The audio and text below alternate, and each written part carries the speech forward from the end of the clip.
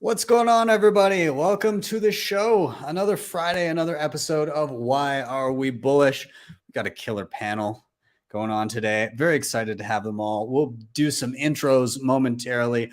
I got to give a shout out before the show even gets going to number one fan, David Wong, in the live chat.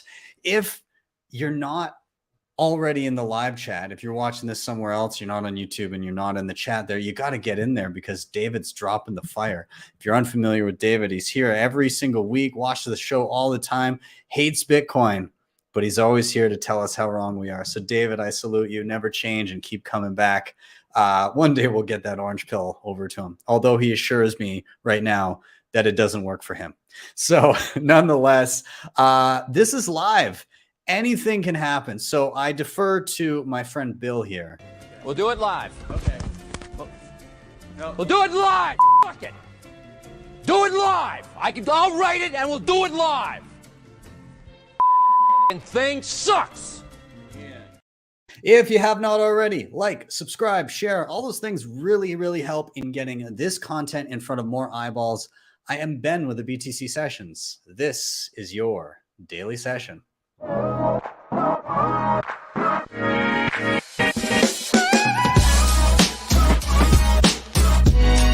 HODL the Bitcoin.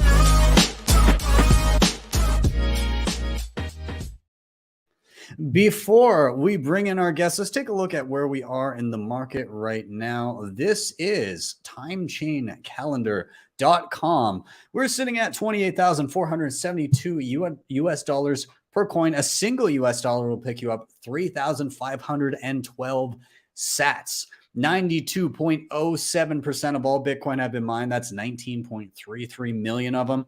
And in terms of fees, next block, you're looking at 20 sats per byte. Even if you're willing to wait a little bit, 16 sats per byte is kind of your lower range. And the mempool, obviously backed up. JPEG fever has taken hold, it would seem, but less so compared to late last week. We had like a gig of backup in the mempool, meaning that a lot of stuff was just being purged from the mempool.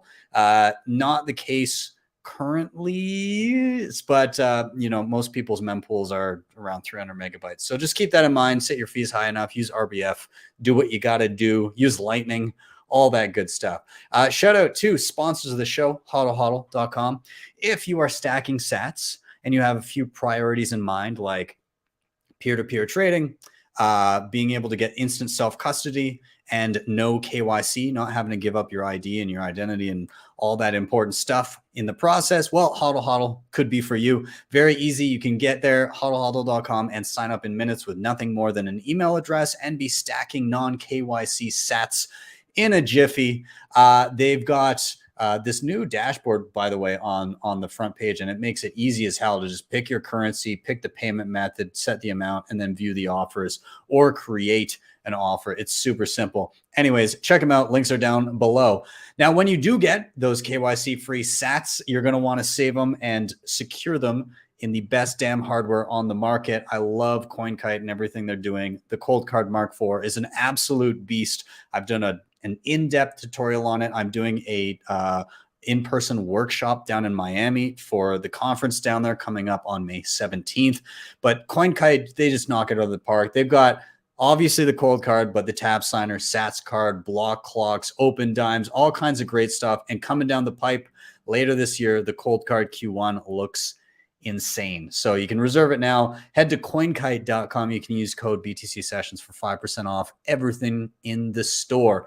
Now, if you do want to go beyond single sig and get into multi-sig and you're looking at inheritance planning and all that stuff, Nunchuk has this badass setup known as the Honey Badger account. And so you can get an assisted multi-sig where they'll hold a just-in-case key, and it's got baked in inheritance planning, so your sats get to the next of kin with no worry whatsoever. The flow is super easy. It basically walks you through every single step of the way. It works with great things like the tap signer and the cold card and a ton of other options in terms of hardware. And my favorite part, non-KYC. Again, you don't need to give up any of your private information to use it. It's simple. I actually set up my kids' inheritance plan last night with my wife. Very excited for it. And now the sats just get to accumulate, and we know that it's going to be safe. So very excited for that. Check them out, nunchuk.io. I have a full tutorial as well. And finally, last shout out, Start9, your sovereign computing solution. I've done a video on how to set up your full Bitcoin stack with these guys, so you can set up your Bitcoin Core, Lightning node, things like mempool.space, join market for privacy. You can also host your own data. So I just did a video on Vault Warden for hosting your own password manager. You can host files and photos. You can also host Nostr clients and Nostr relays on this thing. You can do it all. Check them out, start9.com. If you're looking for something really basic, get the Embassy One. If you're looking for something really beefy to host your entire life on, the Embassy Pro can do you no wrong. So check them out. And with that, enough of my rambling. I need to get my guests in here. We've got Ayelen, we've got Justin, we've got Eric. Welcome to the show, everybody. So happy to have you all. I believe we all have some beverages going that we're going to be sipping upon this. It's already shaping up to be a good one, because the banter, brief as it was before the show, was fun. So let's do a quick round of intros. I'll just toss it down the line. A quick, who are you and what do you do? I'll go to Ayelen first. Go ahead. Ben, thanks so much for having us. I feel like I made it. I feel like it's official. Is this the pinnacle? Yeah, the pinnacle. This is where you want to be, right? Yeah. So my name is Ayelen Osorio. I had to get creative over the years with how to say my name. So you have two options. You can either think of violin without a V, or the letters ILN and say it very fast. Hey, that makes it so much easier. Ayelen. There we go. I got it. I'm thinking the letters one personally. Yeah. Yeah, and I write a newsletter called The Misfit. And initially I called it The Misfit because I felt like I was a misfit, and I felt like all Bitcoiners were misfits. So I thought the name was appropriate, and accidentally recorded a conversation with Stacey Herbert to do a newsletter feature. And then I thought, why don't I turn this into a podcast? So now I have a podcast called The Misfit as well. And it's just been so much fun to talk to everyday people about Bitcoin and hear their journeys and why they're excited about Bitcoin. So that's what other names were you considering? Sorry? What other names were you considering other than Misfit? Oh, well, that one came to my head and I thought, this feels right, I'm going to use it. But I also felt like for a lot of people, it doesn't mean anything, right? If you hear The Misfit, you're like, I have no clue what this is about. So I've been thinking a lot about how to rebrand it so that it's more inviting. And shadowy supercoder. I like it. I think it's good. I was just kind of wondering. I like it too. I like this. Yeah. It's got a good ring to it. It rolls off the tongue a little bit better than the psychopath or the what was the freaks. One? Oh yeah, what was the one that came out today? So the cartel. Oh yeah. So I think you're doing it right.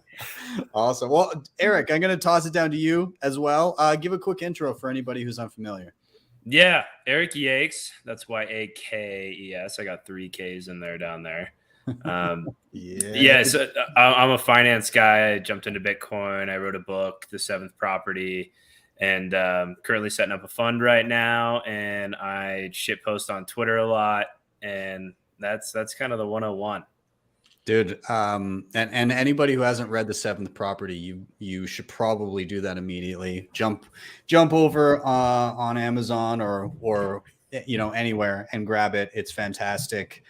You told me that I should read it in 2021 at the Bitcoin conference in Miami, and I went on Amazon right away and grabbed it, and glad I did because it was awesome, and a lot of people have picked it up since, which I'm very happy to see. So yeah, good job, man. Yeah, he was just walking by me and I was just like, oh, dude, BTC Sessions, like, you should read my book. And then he just like bought it on the spot. And I was just like, oh shit, he's actually going to read it. And then he actually read it and he started like tweeting about it and everything. And that was kind of like how I first got visibility. And yeah, then I came on Why We're Bullish. Crap, I already forgot to say how to say it. The violin. Ayelen. ILN. Yeah, so I felt like I was peaking too, and then it turns out I did peak. And yeah, so this is kind of where I plateaued. It's all downhill from here, is what you're telling me. Yeah. This is the pinnacle of I just get to stay at the pinnacle because I host the show, but eventually it's all going to fall off from here. So, yeah. Well, Justin, welcome. I think also you should give yourself a little intro, let people know who you are, what you do. Yeah, me, I'm in my prime. I'm an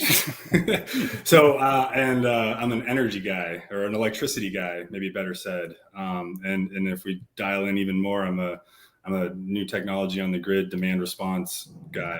And so I've been working with some of the largest electric utilities in the country, and focused on Bitcoin mining as a technology, as an industry.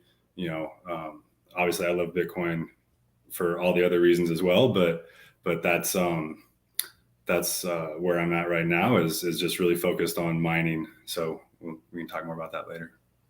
Awesome. Well, I am very happy to have you all. This should be a good time. This is always the best part of my week, getting to hang out with awesome Bitcoiners. So we're going to get this show rolling. Anybody that's watching that's unfamiliar with the show, this is Why Are We Bullish? And so every person here on stage comes with a reason why they're bullish, something that is currently top of mind, something they're excited about, something that they're interested in. And we each get our chance to kind of share what's top of mind for all of us. And so the flow of the show is really simple. Somebody's going to drop a reason why they're bullish first, and that's their chance to rant and tell us what they're thinking about. Up next, we're all going to riff on that reason together. And then finally, we're going to rotate to the next person until we each get a turn. So reason, riff, rotate, simple. I'm going to get us started today. And my reason for being bullish is actually a little pet project that I've had going on this past week. Very excited about it. And it's currently humming away in the other room. So what I've been working on, if anybody is familiar with crypto cloaks, are you guys familiar with crypto cloaks? Oh, guys that Perfect. Amazing. Yes. Yeah, they are awesome. And so they, Rick in particular, he put together this guide on how to use an S9 miner, which is pretty much, it's like very unprofitable to run one, especially home mining right now. But you can use it for a secondary purpose. Initially, like, they're very loud, right? Like plugging in an S9, just plugging into the wall, it's going to be loud as hell. However, what you can do is you can actually swap out the fans, and you can ramp it down in terms of like the amount of wattage going through it, and you can use it as a space heater. And so what he did is he put together this guide, and basically experimented around and like took full-on data through the whole process of him taking an S9 miner and basically getting rid of his old space heater. And so he put together all of these pieces and also 3D printed this case. And so, with just the upgrades, like in terms of like getting the case, it's like $150. But if you have an S9 sitting around already, then you don't have much to deal with. If you're buying an S9 or sourcing one, it might vary. But pretty much you swap out the fans, you plunk it inside the case, and then you can put it together with Wi-Fi. You change up the settings, and then you got yourself this fancy little space heater at home. And so I've got mine out there. There's my kid poking around at it, curious about it. But yeah, so I've got this out running in the living room right now. Here's a little video. I don't know if the sound's going to come through all right, but nonetheless, there's not a whole lot of sound coming through it. It's actually quieter than my other space heater that I normally use. So it's pretty awesome. So I'm pretty excited about it. And I actually, this has my my Brains OS right now running. So I can basically monitor it right now. I've got the fans at around 55%. I've got the wattage a little bit down, but basically, I'm what would have been an instance of me having a space heater on in the living room anyways, because my wife is always cold. So she just always has additional heat going. Instead of just outright paying for that, you're still paying for the power, which by the way, it's using less power than my original space heater as well. But you're getting reimbursed for part of the power that you're using.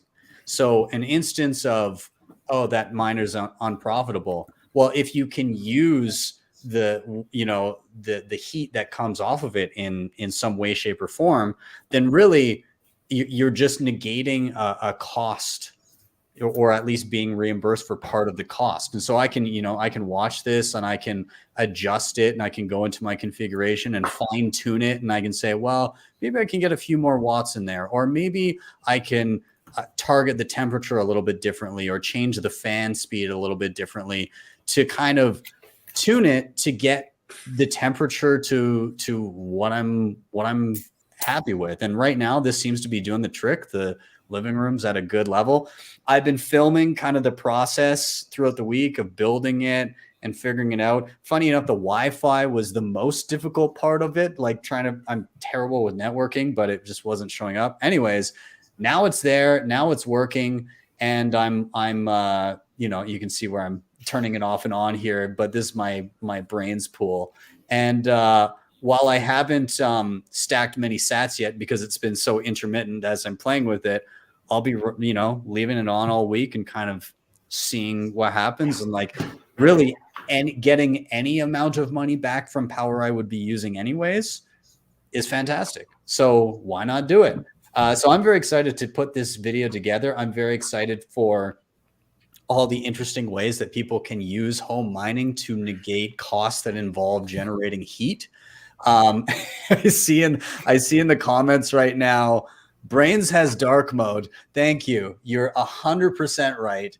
It does have dark mode. I actually detailed this in my in my setup video, where I was like, well, obviously you got to turn on dark mode. I haven't done it yet on my mining dashboard, but hey, we can't all be perfect. Anyways, so yeah, this is what I'm excited about right now. The idea of being able to heat my home and get reimbursed in sats for money that would have been effectively wasted anyways, and all of the other cool ways that people are using Bitcoin mining to heat things like hot tubs, or their hot water tank, or their home, or whatever it may be. I'd love to. I've got a black box outside, and I've got an M30 Plus, which is like quite a bit beefier than an S9, and so I would love to have a greenhouse outside and extend. Like Calgary just has no summer, and so the idea of being able to maybe extend the amount of time in which we could have stuff planted and be able to like grow some of our own food and stuff like that. I love that idea. So, that's something to experiment with in the future. So anyways, that's where I'm at. So I'm going to open it up to you guys and yeah, I don't know. Thoughts? Questions? I just got to say, right when you started, David Wong comments, ha ha ha ha, poor man's heater. Yeah, right. I've been trying not to laugh the whole time. David's a plant, Ben. Come on, come clean. You know David. David's a total plant. It is so I funny. don't believe it for a second. Poor man's. I love the sentiment of poor man's heater when my heater is actually paying me back. Right. It's so funny. Very. And it's quieter than your other one you said. Yeah, uses less power. Heater. It's fantastic. Yeah, that's great. Anyways, I don't know. What do you guys think about this? Have you dabbled? Like, what are your thoughts? I haven't dabbled, but so like on the noise cancellation of it, and you might have said this when I was laughing at David's comment, but how does that work? How do they get it so quiet? Yeah, so the fans that come with it normally are super loud.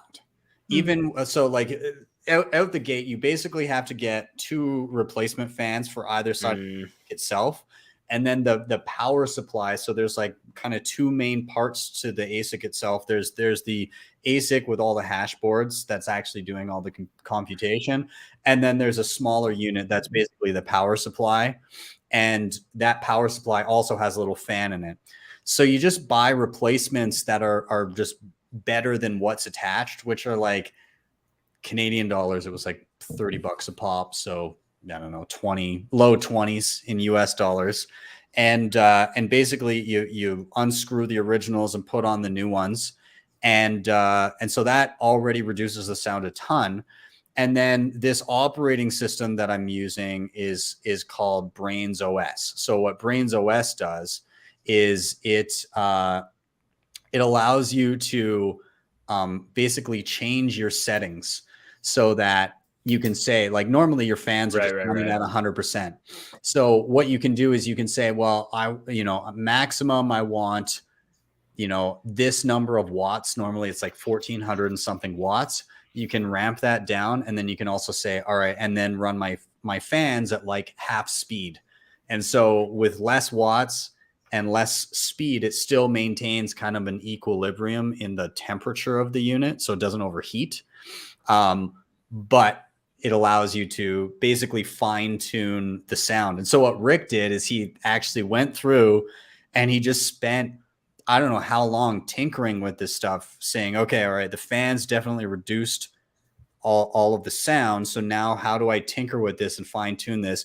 And I'm basically using his exact settings. He said 650 watts and fans at 55%. And that seems to be working pretty well for me. The unit itself, like the chips inside, get around 80 degrees Celsius, which puts off enough kind of it blows up enough heat into a large room that my living room's like, just like a nice equilibrium. So yeah, it's pretty sweet. Like when you see, and this is my first experience mining. So I've never mined before. There was like a huge blind spot for me. That's What about that surprising. M30 in the black box you said? Well, I have it, but I have my father-in-law is an electrician, so he's got it. Like, you can't just plug this one into a wall. It's like you need a stove plug for that bad boy. It's like it's a serious.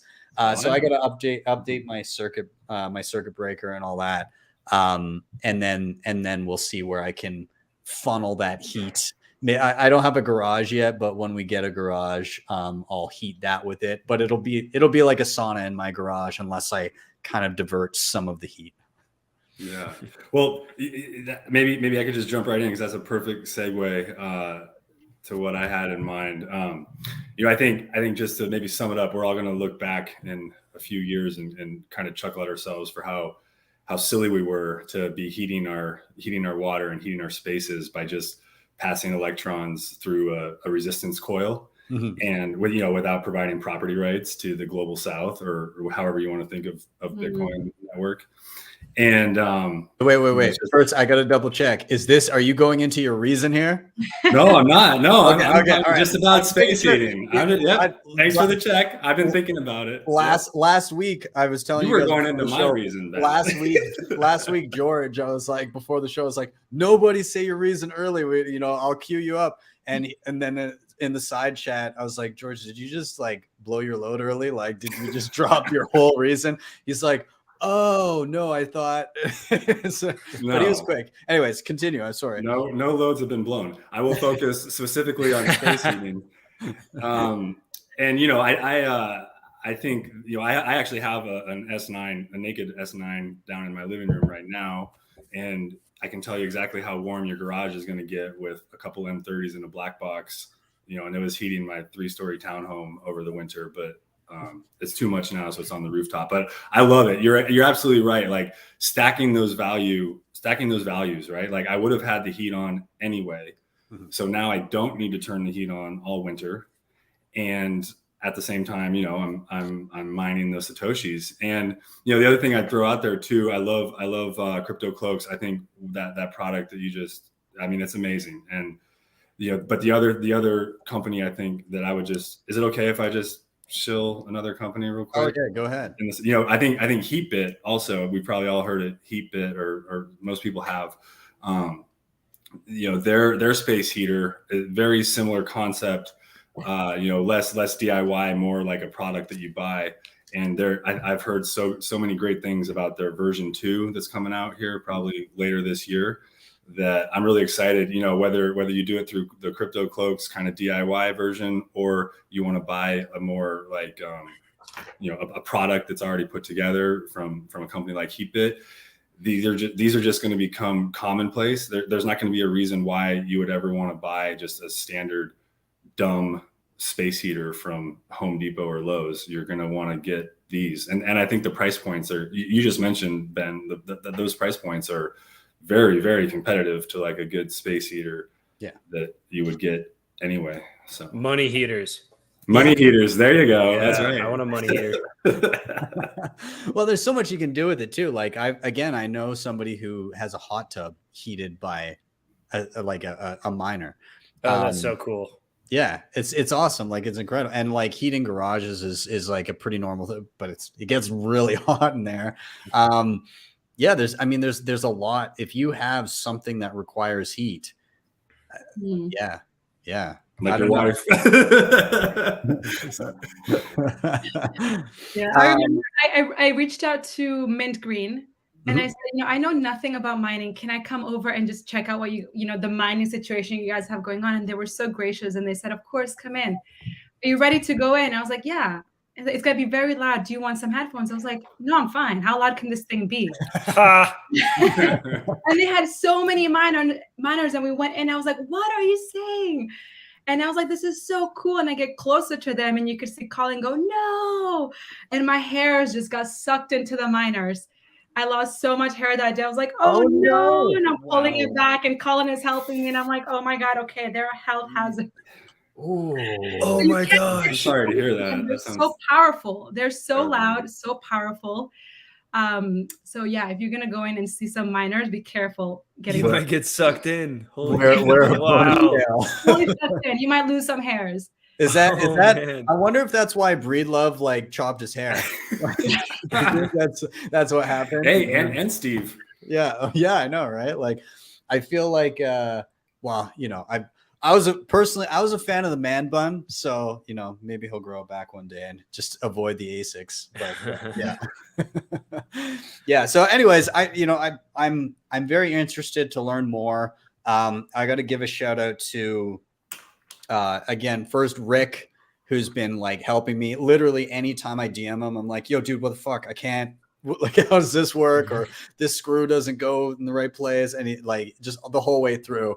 And it's very evident like how early concepts like this are, because like so much of it, he was like, yeah, I don't know, man. I screwed around and then I got it to work somehow. You just got to jimmy it. Yeah, pretty much. He's like, this is the fun of it. I guess just, here's what I tried. It didn't work half the time and now it does. So yeah, like it's, if anybody out there is watching this and they're like, I don't know if I have the know-how to do it, neither did I. And I got my S9 sitting on a milk crate downstairs. So, whatever. Yeah, exactly. Like it's start small. And the whole point, like for those that are looking to learn, this is a fantastic way to learn, right? Like all you're doing is you're basically trying to hodgepodge together your like a space heater, and it does away with the, previously like an S9 is a good thing to learn on anyways, because you can get them from cheap and just play around.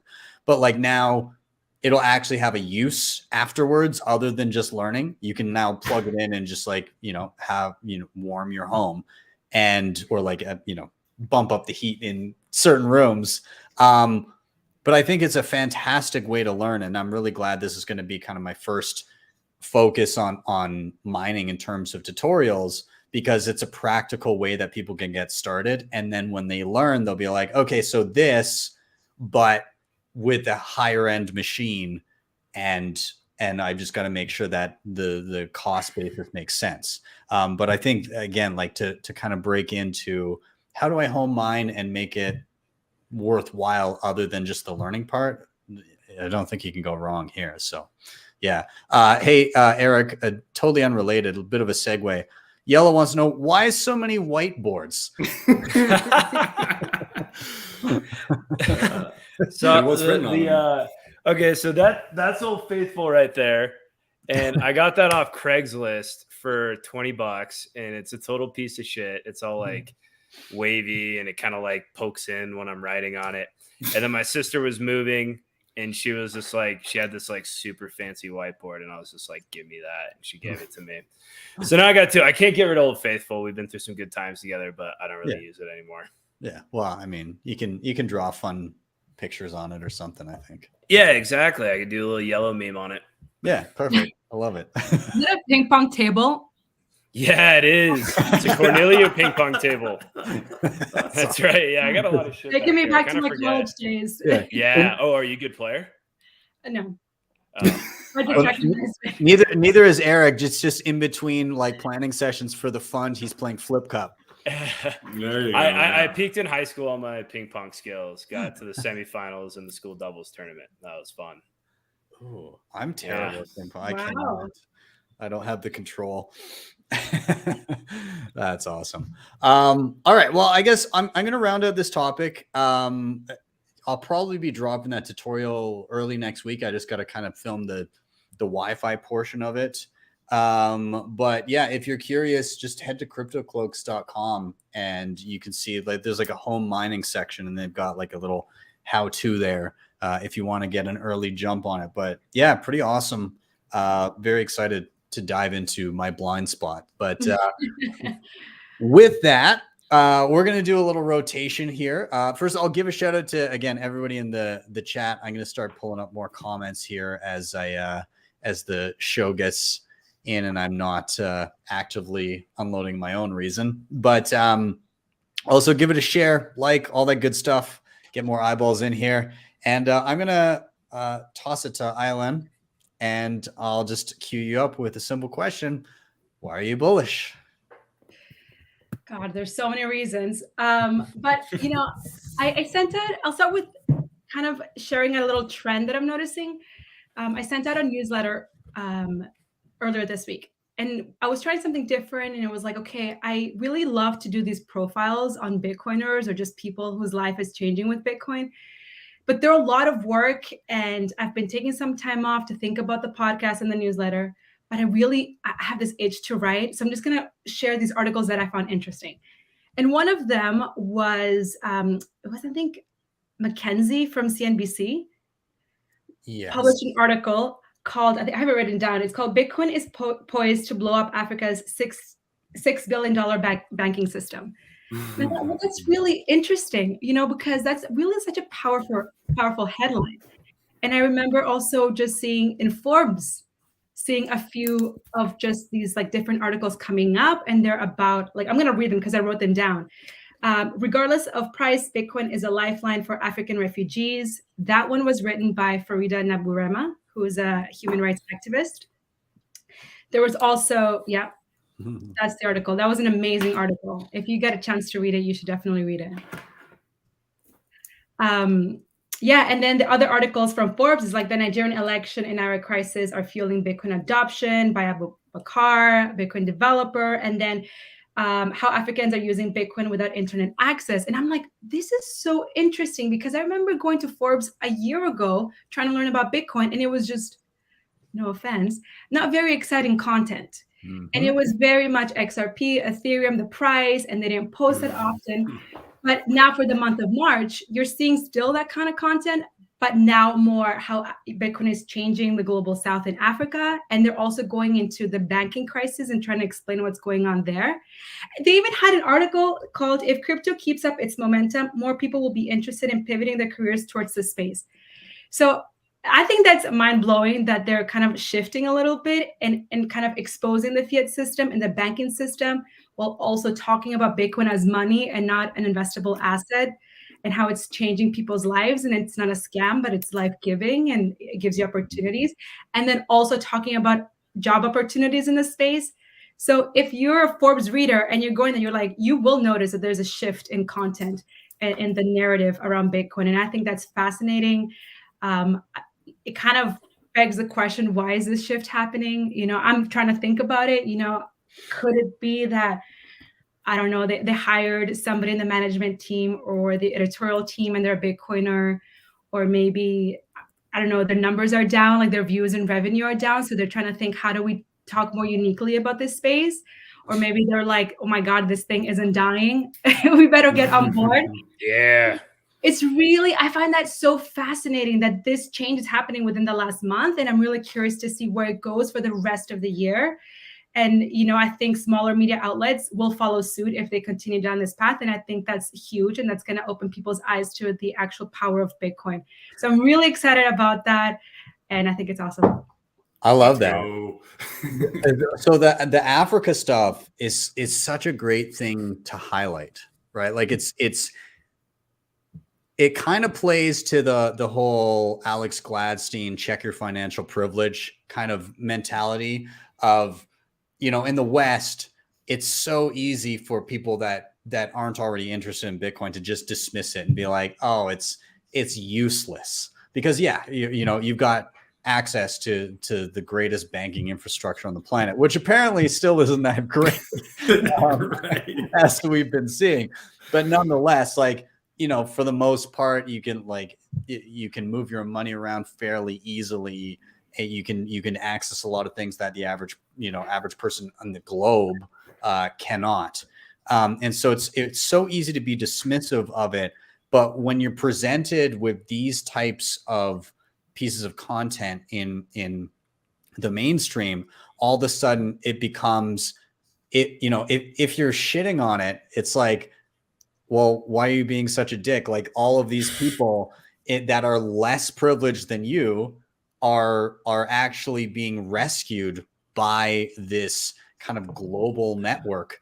Why would you look down upon that? You know, and not only that, but you don't have the firsthand experience. There's people from these places that are telling you this is my lifeline, and you're still being dismissive. So like, who are they to believe? The person that is saying this is helping me, this is rescuing me, or the person in the first world country with a JP Morgan account that's saying, it's useless. Like, you know, Totally.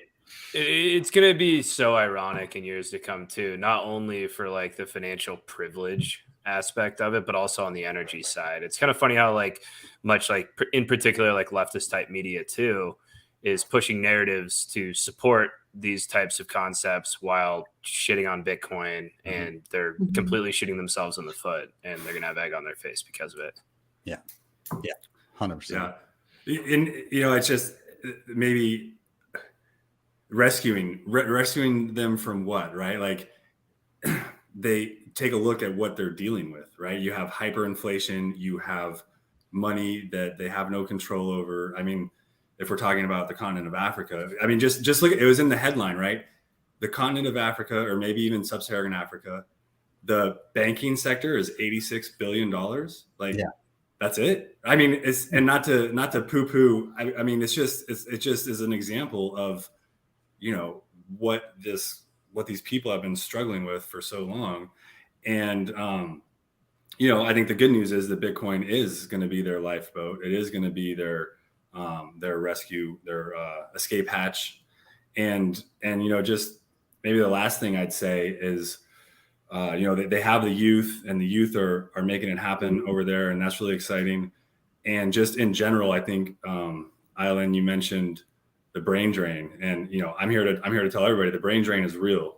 And I'm an example of it, like in the flesh. And I know others, and everybody knows others, but absolutely the brain drain is real in any sector that you're looking at. And, you know, it's just, I'm constantly impressed with, you know, just meeting you people, but then also everybody that you talk to in this space, the level of intellect and compassion and, you know, just insight it's incredible. So yeah. And on that note, like, so for the podcast, what I'm trying to do is talk to everyday people. Like, I think the big names are awesome, but, you know, I'm more excited just about everyday people. And I recently recorded a podcast with a gentleman called Gary Jordan, who goes by the Blind Bitcoiner on Twitter. And I was like, I've got to talk to him. And just learned about his story. And he was just saying how there's so many obstacles and challenges when it comes to online banking in general, and that he can't just do anything easily. He's got to call up his bank to get things sorted out, even if they're very simple. And he was also talking about how challenging it is also to be on Bitcoin, that he can't really self-custody. And there's no braille for a lot of these apps. There's no sound. for these applications as well. And so on-ramping and off-ramping can be difficult. But he's still so excited about it, and he's still so bullish about it that he was saying, I'm telling my friends who are blind about Bitcoin, because we don't just have to depend on the government. We can be independent, and we can have this asset that's going to last and, allow us to build wealth and become more, empowered and independent. And I thought that was so amazing that even for people that are typically disenfranchised and pushed out to the margins are feeling empowered enough to be leaders in their own communities and teach Bitcoin. I think that's just like super, super cool to see. Yeah. There he is. It's so awesome. That bio was badass. Yeah. I gotta follow. I am blind. I am currently researching the Bitcoin economy to see if this might help disabled people have a better life than receiving a government begging bowl. That's a great profile. Awesome. That was badass. Yeah. I mean, it does bring up an interesting line of thought, and like one that, again, because Bitcoin is still in a global sense so niche that we've yet to really like come across and grapple with the accessibility issue of like, well, if you're blind, like how do you self custody and like verify and all of those things that you're used to? How do you interface with things like that? And so, like it'll be cool to see Bitcoiners hopefully rise to that challenge and create solutions for people like this, where it's like, I mean, even just you see examples of who is it, like Joe Hall going down to El Salvador and being like, seeing the practicality of certain things that we're used to here at home is very different from like you're out in the sun at like a street merchant with a cracked screen and you're trying to scan QR codes. And it's like, shit, maybe we need to have more optionality like NFC and stuff like that to enable different ways of transacting in situations where it's difficult to do even just things like that. And so again, to have an individual who's blind that is interested and wants to benefit from what Bitcoin can offer, but there's these hurdles to kind of get over in order to be able to do that. It'll be great to see. And if anybody's going to do it, Bitcoiners are going to do it. Bitcoiners totally. are build those things. 100%. I think the Bitcoin community is going to hear him and be excited to help, or just at least network and learn from him. I believe in the Bitcoin community. Unstoppable. Yeah, exactly. And I mean, again, like voice, somebody was saying, like chat GPT interface for the blind, and like having like the ability to speak and get commands and get information. And there's a lot of interesting things that can be done. I'm sure we'll see them. I'm sure we'll see them coming down the pipeline at some point. So I don't know, Eric, Justin, do you want to tag in any other thoughts around this topic before we do a rotation? Oh yeah, I can. I think going back to the Africa piece, that's and look, guys, I'm so bullish, right? But it's definitely something where I think like Bitcoiners need to also have like a boots on the ground understanding too of how a lot of that's going to work out. It's not as if, it's just some quick fix to everything. And I think it's kind of interesting just how different the demands are for the purpose of Bitcoin in different regions of the world. And, down in Africa, it's like the huge value add is a lot of what the Lightning Network has to offer. And, they need a medium of exchange. We're all pretty familiar that they're interested in things that have more stability, and you just can't take on that kind of risk. But it's really cool how a lot of that's actually being applied over the Lightning Network. And I think that like, so like this economy, like the majority of it runs off of mobile money systems. So there's a lot of people working really hard to take these mobile money type systems and basically apply a very similar thing via the Lightning Network, and then implement microfinance through that for some of these communities. There's an entrepreneur named Radoy Stoyanov who I've been talking to, and he's building this protocol called the Grower Protocol that's trying to do exactly that. And it's really complex. It's really hard when you get into the weeds on like how they're actually going to be implementing some of this stuff. It's definitely no, small order. It's a tall task. And then the regulatory risk that comes into play that, these people have to deal with all the time just to get these solutions down there. But we're fighting for it and we're pushing it hard. And I think that there's a ton of value that's coming from it and they're starting to realize it. I've talked to a lot of different communities down there and had some conversations with people and yeah, they're very excited, but we need to make sure that we're bringing them what they want, not just, talking about things that are going to make number go up too. Yeah. 100%. Justin, do you have any final thoughts before we rotate? No, we can go ahead and rotate. All right. Awesome. I love that. Again, I love the topic. Again, watching the African Bitcoin conference, seeing clips from that, seeing how passionate everybody was down there, was awesome. I'm very sad that I didn't get to attend that one. It just wasn't in the cards. But it would, I think I will make a concerted effort to get out there soon. There's so much going on. There's so many conferences now. It's hard to keep up. So many continents. It is. It's insane. I think it's almost like you need to set, okay, well, I'm gonna go to X number of places, this year. Totally. If I can make it, and then be like, if I go here this year, I have to go somewhere else next year because how do you juggle?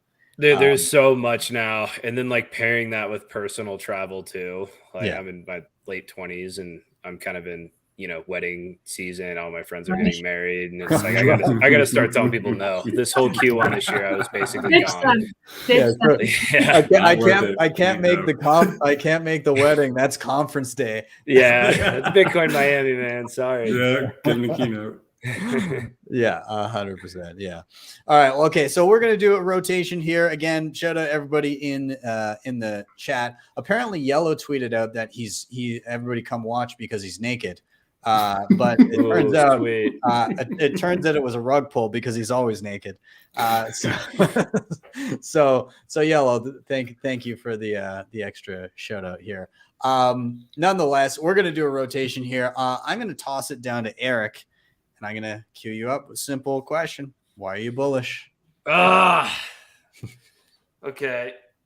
I think, I'm pretty bullish right now. I think that there's just, there's a ton of crazy shit going on in the world. And this whole US banking system deal is, it's honestly not quite what I expected. I think when we saw like Silicon Valley Bank crash and all of that, I was thinking it was going to be a bit more contained. And then now that a lot more information's come out, things are really wild. And I kind of would have expected Bitcoin to crash more. Mm-hmm. And it's done really well. And I'm not as much like a short-term price guy. But nonetheless, I'm still pretty surprised by that. And, I think like that said, like the NASDAQ's up and people are starting to invest in more riskier things too. So it's important to not really get ahead of ourselves and say like, oh, the banking system's crashing and people want Bitcoin. And, that's the narrative. What I think I'm most bullish about and what I think is going to spread very far and wide is this is all over the headlines. Bitcoin's getting a lot of attention. And the key narrative that's really spinning out of all of this is that this asset doesn't have counterparty risk and everything else that you do does. And that's huge because I think during some of the prior cycles, it was, Bitcoin's an inflation hedge or, stock to flow model or things like that. And they were never really I think fundamental narratives that say, no, this is an alternative financial system where the risks are different and people aren't in control. And it's just completely decentralized. And I feel like through this cycle with what's happening in the world right now, I think we're actually going to get to a point where that narrative starts to spread. And I feel like we're going to start building on that pretty significantly this year. So I'm pretty bullish. I think that when you pair that narrative and how I think that's going to start to emerge throughout Normie world with everything that's getting built on Bitcoin right now too, there's a lot of people that are realizing that there's actually a lot of cool new technologies for scaling and for programmability and all these other things that are going to allow like basic financial services to start to emerge on Bitcoin and be much more practical at the consumer level. And I think that's coming in like the next few years. I think we're kind of at this major inflection point right now where we're going to see a lot more direct to consumer financial services start to emerge. It's going to be built on Bitcoin, and we're not going to be having tokens issued, and we're going to be using one form of money, and it's going to be pushed into different layers of technology. And I think that all of that together with this narrative, I think things, I was a little worried during the crash last year. I was like, oh, it's going to be a few years before things turn around. And with what's starting to come out with technology and what the traditional financial system is showing to people and being, the best marketing resource that we have in the Bitcoin community, I don't know, man. I think shit's going to get pretty wild by end of year. I think we might start to see some pretty cool shit happen. It's a unique moment for Bitcoin, because through the rest of Bitcoin's existence, we were basically always kind of in the perpetual like money printer go burr.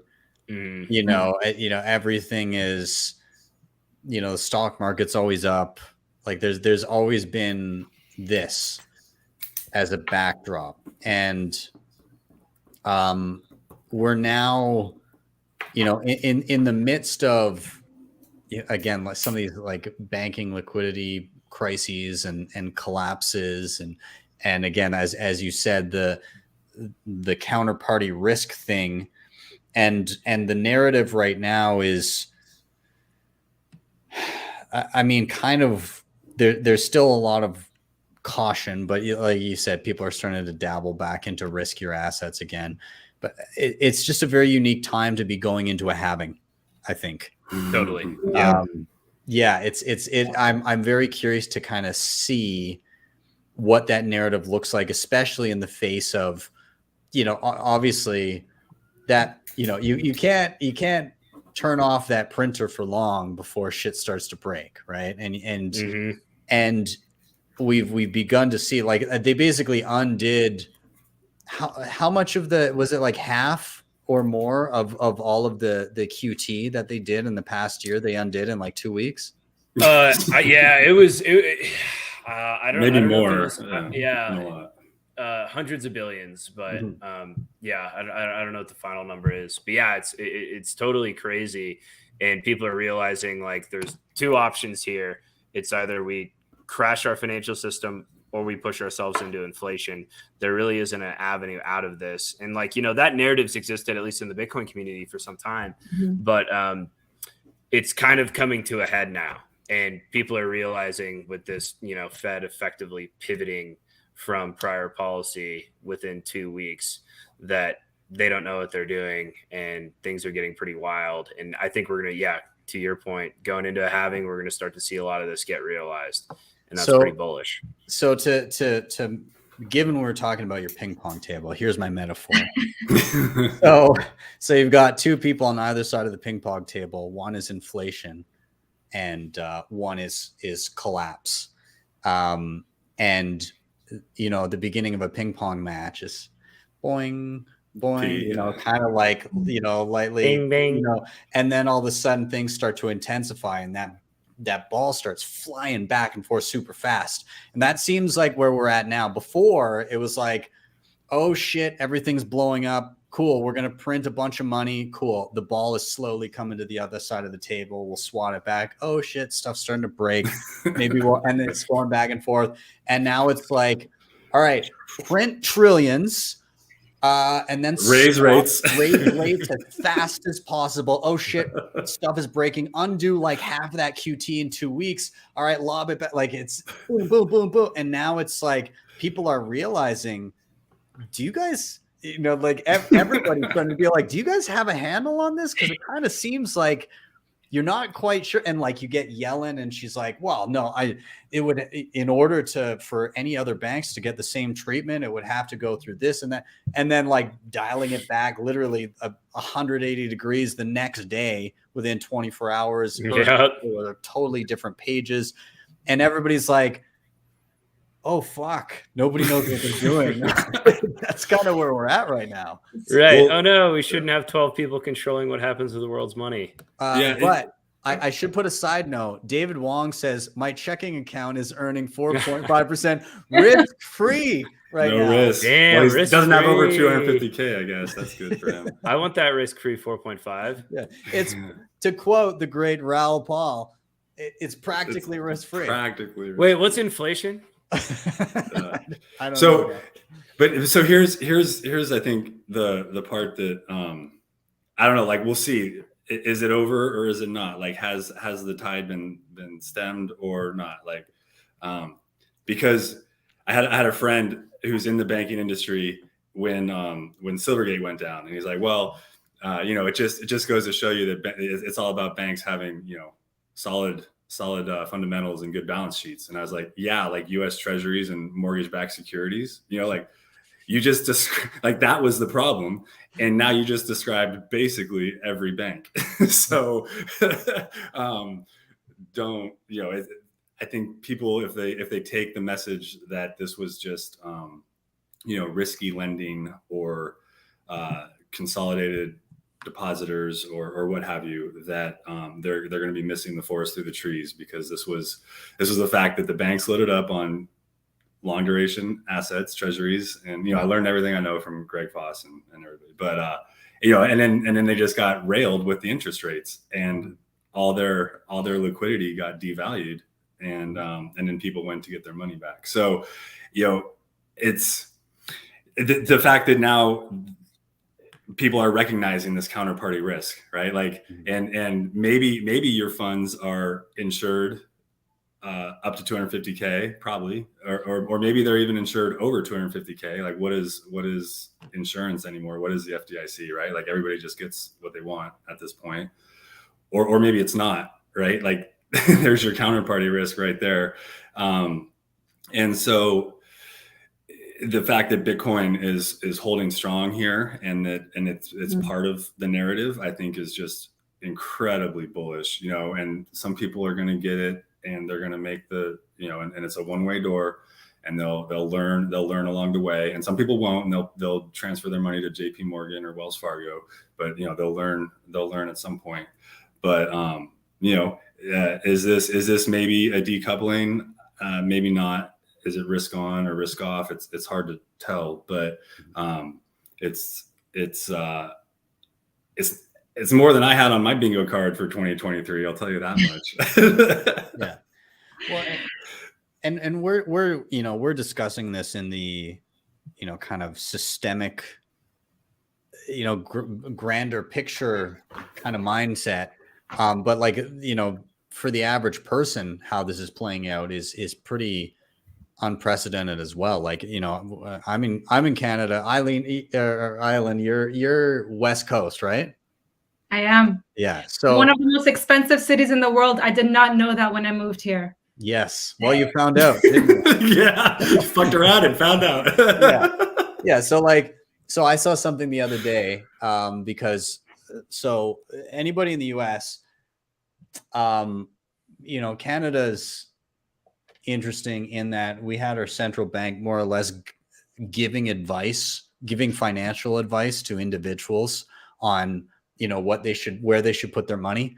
And in 2020, I shit you not, in 2020, early 2020, the governor of the Bank of Canada said publicly in a press conference, listen, if you are looking to make a large purchase and add debt, whether it be buying a home or getting a large loan to start a business or whatever it is, like now is a good time to do it. You can go and you can buy a house, and you can expect that interest rates are going to be very low for a very long time.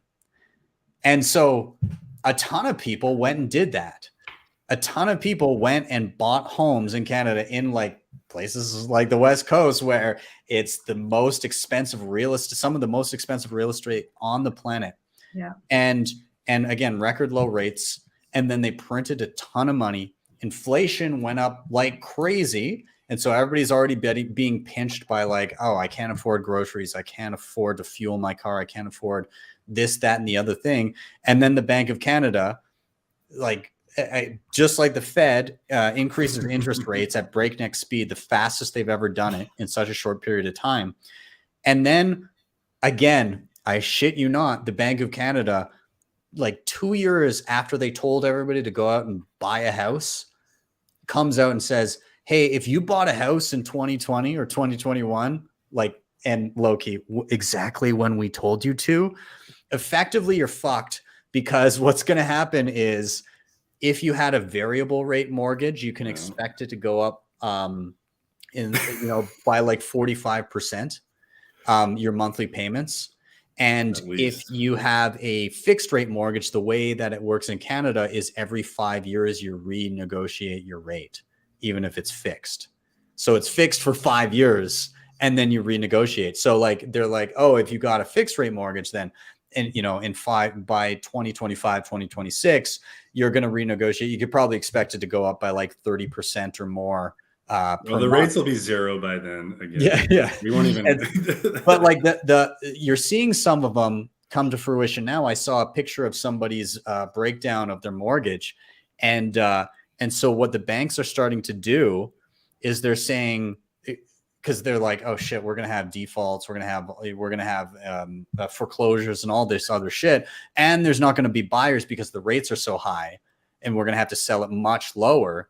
And so what they're starting to do is they're just lengthening the term. And so this person had their mortgage, and it showed that they had a monthly cost of, I think it was like $6,000 Canadian, and it was for 72 years. No. Like literally you're in debt for amortized over 72 years. You will then die, and then your kids can take over the mortgage payments on your house. Like, I mean, this sounds like a nice house. Like, yeah, like so this is kind of where we're going, because the banks are like, well, I guess, and in Canada, the banks kind of do what the hell they want, I suppose. But like this is kind of where it's going. It's either foreclosures and losing money and throwing in the towel, or like stay in the house that you want and just know that you're effectively renting. That's what you're doing. You're just renting for the rest of your life. Yeah. It's crazy. Well, yeah. Oh, sorry. Go ahead. No, you go ahead. I was just going to say, what you just described, Ben, is like, it's exactly what happened to the banks. Powell said, we're not even thinking about raising interest rates. And they said, okay, well, we'll load up on these long duration assets. Yeah. And then boom, they get their faces ripped off the next year. And so, do they go bust? Like, do we just let the banks collapse, or does the Fed just come in and say, oh, don't worry, we'll just buy those at par? Like, we'll just, I wish I could sell my Bitcoin. Well, no one wants to sell their Bitcoin, but if someone offered me $69K for my Bitcoin right now, I might think about it, Yeah. Well, you get $69K and then you go buy 2 Bitcoin. And then I go buy more. Yeah. I buy 3 more. Yeah.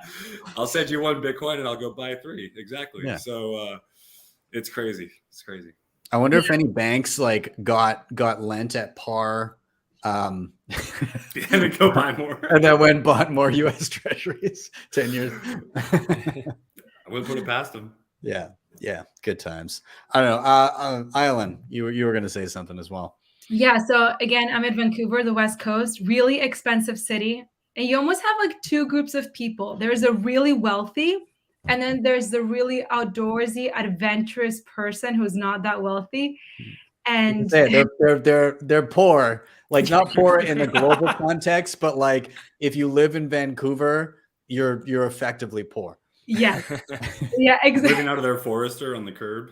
Yeah. Oh my gosh. It's just insane to see, I've had coworkers ask, do you think like 60% of your income going to your mortgage is a lot? And I was like, oh my gosh. Oof. I was like, I didn't want to be like, are you insane?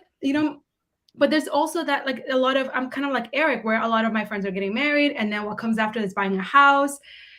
And I was dead too.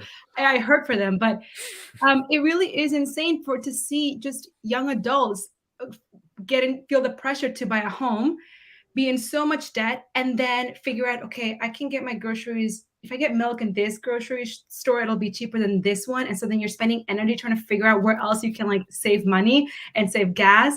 And they're not realizing just that mental cost, that psychological tax, that wear and tear that it's having on their life and their self-esteem. And it doesn't matter. It almost doesn't seem like no matter how hard it gets, I'm like, what about Bitcoin? They're like, oh, I don't have money for Bitcoin for a scam. And I'm like, oh, it's a hard sell sometimes when somebody is just so stressed and in so much debt that they can't think clearly. And so it really is a sort of like marathon to tell someone about Bitcoin, to be patient, to send them a few sats just to show them the way. But, I think it can be done if you have a lot of love and patience. A lot of people need that help. It's unfortunate because a lot of people, they learn most effectively through pain and through the mistakes that they make. And so, I mean, the beautiful thing about Bitcoin is, yes, like 100%, I want the people that I love and care about to understand it as fully as possible and get there before they have to experience that pain. But for the people that kind of, refuse to go down that rabbit hole, or maybe aren't even presented with the choice to begin understanding it, when they experience that pain, they can still immediately switch over and immediately be benefited by Bitcoin. Like it's just whatever point, like, again, and we don't want people to go through that pain of, oh my God, I've lost so much. But at least we now know there's an outlet, like there's an escape valve, much to the chagrin of people like Christine Lagarde, who used the term initially. But there is an escape valve that exists for those people that when they hit that wall where it's like, I've experienced the maximum amount of pain and I need to find that outlet, it will be there and it will become more clear the more people are experiencing that pain, and they can instantly swap over and be like, all right, I'm out, and they can start moving down that path. And the more quickly they do it, the less pain they'll have to endure, but they have their out. Totally. Yeah. It's so I don't know. I hope to see more people clue into that over time. I think more are. It's really exciting to see individual people. Like I get people all the time, calling, asking for like one-on-one sessions and learning and everything. And the speed at which people are learning is incredible. But yeah, I can't wait to see more of it. But well, and it's just when you watch movies like the Titanic, maybe, or something else, and there's the lifeboat scenes, and at some point when you're in the lifeboat and you got the people you care about with you in the lifeboat, and you're pulling away, like at some point, other people trying to get in the lifeboat becomes a risk to everything, right? And you're almost like kind of shooing people away, because you don't want the boat to like flip over or whatever. But I feel like Bitcoin is almost the exact opposite. I mean, it is the exact opposite, right? Where like the more people that we get in the lifeboat, the quicker that they come to the lifeboat, like the stronger the lifeboat's going to get. And so I think that's kind of an interesting little nuance there. And there will literally always be enough space in the lifeboat. Yeah, That's it's like the lifeboat just grows as the Titanic sinks. It's like, oh yeah, there's another seat back here. Swim over. It's fine. Bring your mom. Yeah. Some people are gonna get a little cold. Some people are gonna lose a few toes. But like, pretty much, right. you're gonna survive. We're gonna make it. Get in. that's beautiful. Yeah. I gotta give a shout out to Siva in the comments. Good quote from Henry Ford. It is well enough that people of the nation do not understand our banking and monetary system, for if they did, I believe there would be a revolution before tomorrow morning. Yeah. And it seems like a lot of people are not enough, but a lot more people are kind of understanding that. They're starting to clue in. And that's all we need. We just need a few people at a time to grasp what's happening and to grasp how kind of incorruptible, or like as close to incorruptible as possible, Bitcoin is. And that's all we can hope for. So, with that, we're going to do another rotation. Quick, just in on the donkey from David Wong. Law: whoever owned Bitcoin, pay $1 million and 20 years in jail. Everyone would sell. Yeah, right. Thank you, David. No, What Bitcoin? I'd move. I would jump in a boat, have a boating accident, and then move. Yep. Nonetheless, yeah. So we're going to do a rotation. Again, shout out to everybody in the chat. Keep the comments coming. And Justin, I'm going to toss it to you. Simple question: why are you bullish? Yeah. Why am I not bullish? But I think so. I can blow my wad now. Is that what you're saying? I got permission. Okay. Wad shall be blown. Yes. Speaking of blowing loads, I really got a pee break. Sorry, guys. Do it. Fantastic. Keep that phones on. Okay. You want to hear this? No, I'm just kidding. So I think, if I was to boil it down, I'd say hash rate, right? Hash rate has me bullish. And it's one of those weird, almost like masochistic things where you see it going up and you know that your share of the fixed supply daily issuance is getting smaller and smaller. Someone's drinking your milkshake, but it's still just so exciting to see. And I mentioned the brain drain. So I recently started with a new infrastructure company, Standard Power, and just seeing the infrastructure that is behind that hash rate. It's easy enough just to look at the chart of it climbing to all-time record highs. But when you have an understanding of the the transformers, the cables, the hash huts, the ASICs, the machines, like just all this industry that's going in, and we don't know where it's all happening. It could be in oil fields in Oman, West Texas, wind farms. It could be at the site we're setting up in Ohio. It's just when you recognize what that line really represents is like this energy infrastructure that is being built out. It could be in a national park in Africa that's setting up a little microgrid to fund their operations.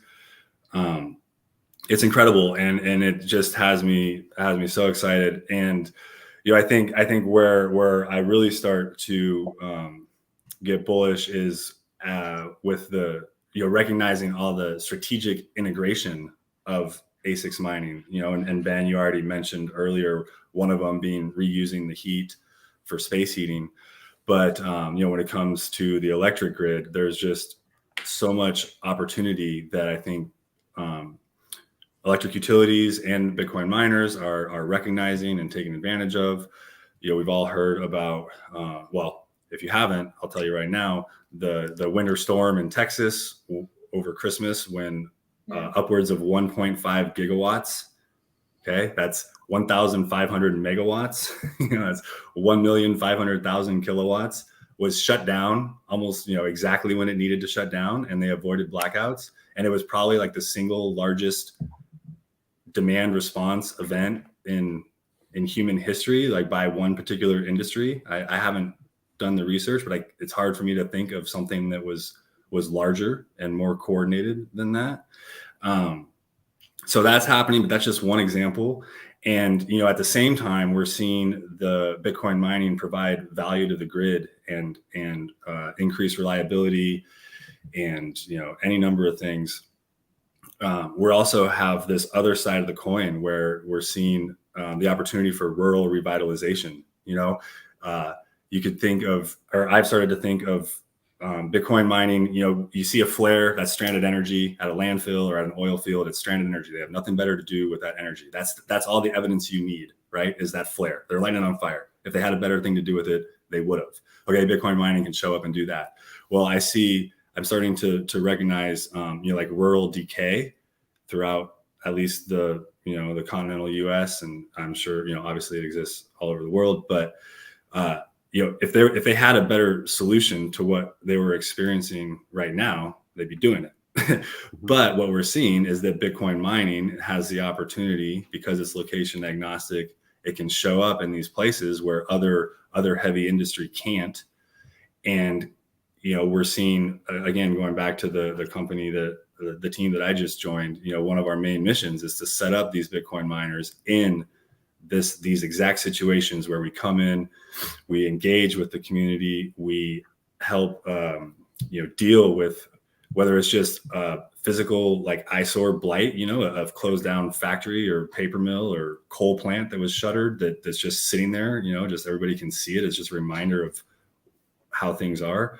You know, come in, make, you know, talk with the community, tell them, you know, be totally straightforward, and then say, yeah, we'll take care of this for you. And then we're going to build out these data centers. We're going to provide education. We're going to, you know, because we're going to need your local community to be able to work with us on our operations. And so we'll educate them, we'll train them, we'll provide them hope, and then we're going to do it. And then we're going to build out this infrastructure. We're going to take advantage of what was existing and abandoned, and then we're going to build out some more, and we're going to strengthen the grid. And, you know, it's just this, and now you have fans, right? Like now you just came in and provided hope to a community that's been struggling for who knows how long. And now they're your advocate, right? Now they want you there. They're going to fight for you because you're doing everything right. And it's the exact opposite of the FUD articles that you hear in the news or the mainstream media, the corporate media, right, as maybe it's better termed, where, you know, oh my God, like a Bitcoin miner just plops down and, you know, is driving everybody crazy with the noise, and everyone's going insane, and they want to rezone them and kick them out. And it's just, you know, maybe there are some examples of that, and hopefully miners as an industry are learning best practices so that those types of situations are not how it goes, because the alternative is just so much better, where you buy all the Girl Scout cookies, you know, you sponsor the local teams, you set up education programs, shake hands, get everybody on your side, and then you follow through. And it's pretty incredible. And it can happen, you know, in any particular rural situation where they've had some sort of industrial center that shut down and went away 5 years ago, 20 years ago, it doesn't matter. And you take advantage of the infrastructure and you bring it back to life, and it's incredible. So seeing that is like a version of what's behind this all-time high hash rates. And that's why I'm bullish. I love that. That is so bullish. It's great. Like I picture, one thing that comes to mind is, I don't know if you guys saw, Pierre Richard was just testifying at the Senate Committee on Business and Commerce in Texas. And so they were talking about West Texas, which is pretty remote. There's a lot of rural areas that are kind of, you know, weren't doing so hot. And then a ton of Bitcoin miners moved in because there's a ton of renewables out there. There's a lot of like wind and solar out in West Texas because it's so remote and there's just a lot of sun. And so Pierre Richard went and testified. I don't know. Would you guys be? I have the clip here. Do you guys want to see it? Play it, man. It's beautiful. It's beautiful. Yeah. I'd love to hear it again. It's solid. It's pretty short. It's like 2 minutes. I'll give it a play, but also, you know, he brings in the Bitcoiner energy clearly at the end, but all the stuff that you're talking about revitalizing rural centers and preventing rural decay, he touches on at the beginning. So here it is. Pierre Richard testifying at the Senate Committee on Business and Commerce in Texas. My name is Pierre Richard. I'm the Vice President of Research at Riot Platforms, the largest publicly traded Bitcoin miner in the United States, with our facility in Milam County, close to Rockdale. I'm a first-generation immigrant, and I graduated from the University of Texas at Austin with a bachelor and master accounting degree.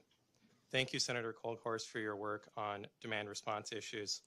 I believe that the witnesses here have adequately represented our views on demand response.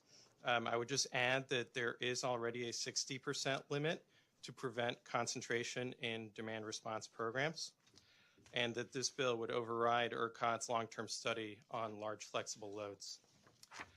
With regards to Chapter 312 temporary county tax abatements, these abatements have helped attract Bitcoin miners to Texas, and they've created hundreds of rural jobs. Bitcoin miners are the #1 employer in Rockdale.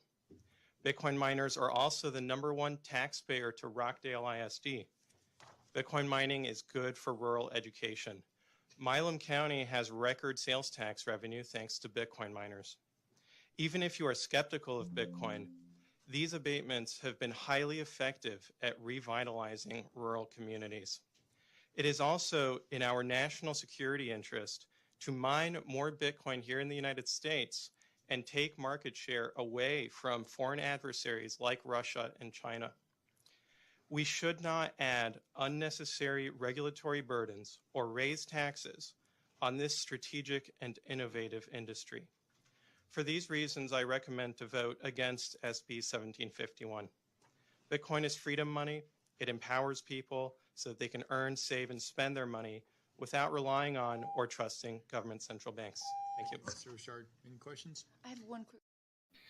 Ooh, he gets spicy there at the end. It's freedom money. Love to hear it. That's badass. Can I just add a little bit of context? Sorry to that, Ben. Yeah. You know, what he was doing is, unfortunately, that there was a bill that was put forward in Texas, despite how favorable this is for Bitcoin mining. Somebody got it in their mind that they wanted to come after Bitcoin mining and take away some of the tax credits that it currently has, but then more importantly, prevent it from engaging in the demand response programs, but then at the same time still requiring them to shut down, which is absolutely crazy. And you know, they make a big deal. People are really into it might hear people complain about the fact, oh, Bitcoin miners get paid to shut down. Well, yeah, every customer does. Like, that's what I've been doing in my career, is coming up with programs where I'll give you a $20 gift card so I can turn off your air conditioner, you know, a couple times a summer. I'm paying you to shut down. Like, that's what happens, because if I didn't pay you to shut down, I have to build a new power plant, or I have to start one up. And so the money's going to get spent no matter what. And so this was a very cynical play in terms of legislation in the state of Texas. I don't think it's going to pass. But, you know, I guess just real quick to do another little half thing of why I'm bullish is I'm also a senior advisor to Satoshi Action Fund. And what we are seeing is positive pro-mining legislation in states around the country, which is super exciting. States like Montana, Mississippi, New Hampshire, Wyoming, you know, they're passing the Right to Mine Act. They're passing these legislative bills that in the states that are very, like, specifically pro Bitcoin mining. And so, you know, we're on the offense in certain places, and every now and then you got to deal with something like this in Texas, but it'll fail and we'll move on. Yeah. You love to see it. And this is something that I love so much about the US that we don't get as much of here, is that from state to state, you have so much more kind of power over, you know, a lot of the laws there. And I mean, federally, obviously the federal government is trying to overreach as much as possible, because government's gonna government always. They always got to try and govern as much as possible with, you know, with as heavy a It's hand. for our safety, Ben. Yeah, exactly. Yeah.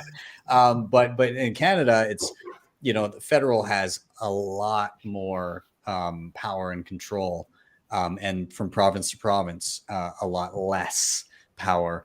You know, I'm more confident in Alberta than I would be elsewhere. Sorry, Ayelen. I am more confident in Alberta as well. Me too. But of any place in the country, like I feel like this is the place where we'll be like, hey, fuck you, we're not doing that. But still, like there's so many hurdles to cross to get to a place like that.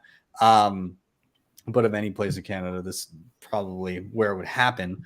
But nonetheless, I do envy the idea of being able to, you know, whether it be in and around this issue or like the past couple of years, if you didn't like how your state was handling just like general, like, oh, you know, I don't agree with certain restrictions and so on and so forth. I would prefer somewhere else. Well, you had the ability to go, well, you know what, this too much for me.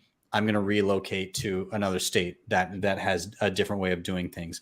In Canada, it's pretty much blanket across the board for a lot of stuff. There's subtle differences. There's slight things that are different, but you're getting just different flavors of the same totalitarianism, to be honest. You know, and it's not, you know, I'm being a bit hyperbolic here. I mean, maybe not. Looking at no, you're not. Yeah, Yeah, I don't know, bad. man. Well, we were up in Whistler last weekend, and yeah, that was my first time ever going to Canada. And then I'm going back to Toronto in June. But yeah, it was totally different. It's like everywhere I go, it's just like, here, take a picture before you can come in, or let us scan your ID. And I was just like, what is this? It was kind of like a running joke at our bachelor party, like, oh, like, what do we got to show them before we go into that bar or something? Eric, shh, they're watching. Like it's kind of crazy. Yeah. It can be much, a little much at times. Yeah. I don't know, man. It's nonetheless, like this is kind of what Bitcoin is building and hedging against, right? Like Bitcoin is creating an alternative community and both I would say like both economic and ideological kind of framework for people to live within, regardless of where they are geographically. And so, you know, right now we're definitely in the vast minority of thinking like that. But that's the thing. I did up a clip, or rather, my wife will kill me. She's going to watch this because she does all the clips now. Anyways, my wife did up a clip the other day from a previous Why Are We Bullish? And a dude named Mickey came on, and his reason why he was bullish was that Bitcoin has taken the American dream and made it, basically it has digitized the American dream and made it global. And that's kind of, I think, what is playing out here, because regardless of what rules and where you're kind of domiciled currently, Bitcoin's unaware of that and continues to function as is. Now, like, it's completely aside the point of, you know, if you're in a country where they're like, hey, you know, using Bitcoin means death, then there's definitely going to be some consideration there. But nonetheless, it still functions. And so when you're in a situation where it's like, I fully oppose, you know, you're under some tyrannical rule and you're trying to fundraise. And I've talked with people like this at the Human Rights Foundation, the Oslo Freedom Forum, people saying, you know, we're fundraising to basically oppose our government. And the penalty for that is quite severe. And because of that, we cannot do it through banks. It's literally impossible. And so they're speaking to me about, well, how do we do this with Bitcoin? And so it becomes, well, the Bitcoin part is easy. Anybody can have a Bitcoin wallet and accept donations. You can do that in a variety of different ways. It comes down to a localized, what do you then do with the Bitcoin, right? Mm-hmm. It's a local issue of like, how do you get the things that you actually need for the Bitcoin that you have? And that's where it's up to the jurisdiction. It's kind of like, what is locally available? How much of a community have you built? How much of a circular economy is there? What can you do that will plug into that allows you to be part of this Bitcoin economy in a place that's hostile to it? So, I mean, we're seeing solutions for that more and more.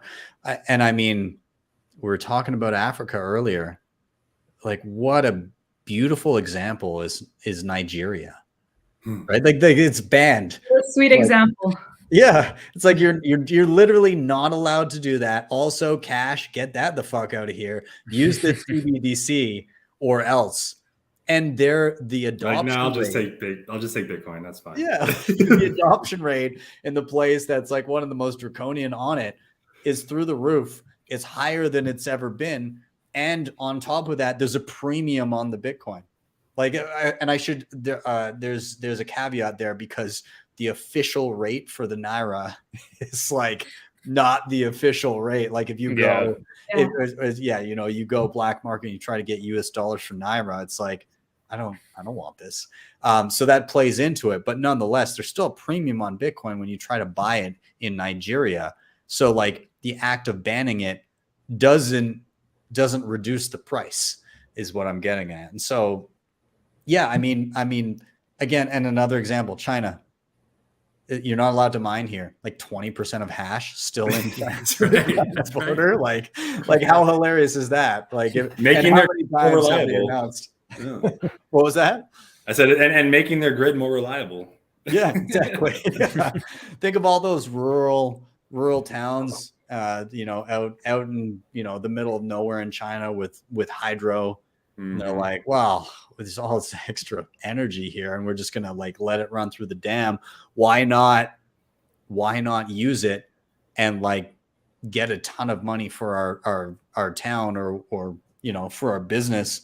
And then people come around and, you better not be mining Bitcoin. Could I interest you in some free Bitcoin, good sir? Like obviously that's happening.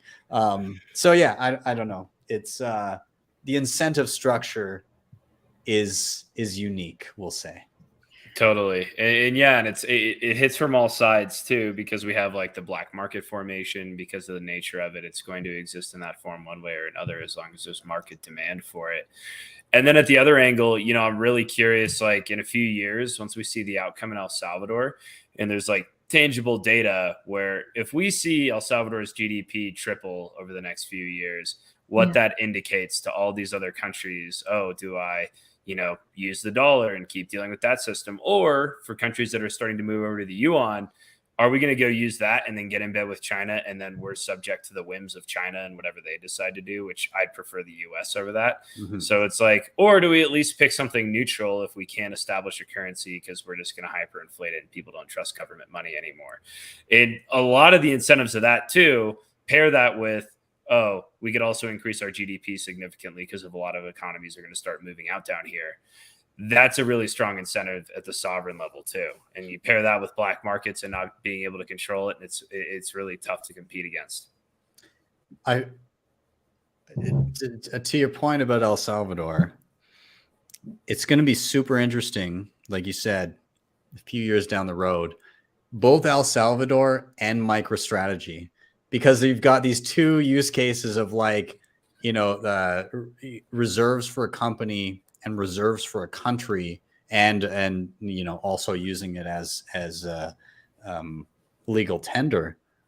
But those two things, those two, you've basically got like everybody was thinking, oh, MicroStrategy's doing it, everybody's gonna jump on board, and then it was like, oh, hold on, guys, just because you bought some Bitcoin doesn't mean your mom, your dad, your sister, and your grandmother all bought Bitcoin. They were incredibly skeptical for an extended period of time. And now maybe you've got some family members and friends that have some sats, hopefully. But like the reality is, it takes a long time for people to be interested. And they're going to say, fuck no, for an extended period of time until it's so blatant and in their face that they're like, yeah, I can't believe I haven't been. And even then, they still may be averse to it because they feel like they missed the boat. And they're going to have to feel like they missed the boat multiple times before they clue in that, like the Titanic, you never miss the boat. The boat's sitting there. You're just freezing in the water. Get out of the water now. Like that is the message. And so like, I think we're going to see this play out with MicroStrategy and with El Salvador, where it's like, wow, these guys did incredibly well. What do they have in common? Yeah. What happened here? And the thing that I really like, did you guys see? I can't remember who tweeted it out, but it was just an image of like Bitcoin accepting businesses, and it showed El Salvador, and it obviously dotted with like all the little pins in the map. But then the quote on the tweet was just contagion, and it showed El Salvador next to Guatemala. and Guatemala was just peppered with them. But Guatemala, interestingly enough, is not top down, right? Like the government is not saying, yeah, we're going to do legal tender. It's all ground up, just like local initiative, like we're going to go do this. And it's and you're seeing a little bit of it in Costa Rica. I mean, not Costa Rica probably is helping.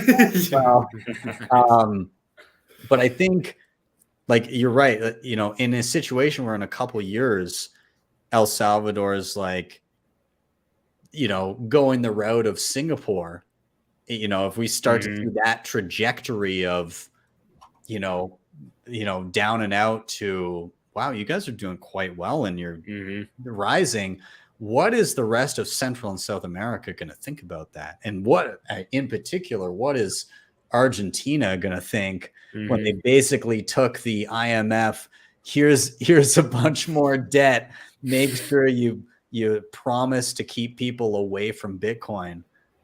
How is that going to look?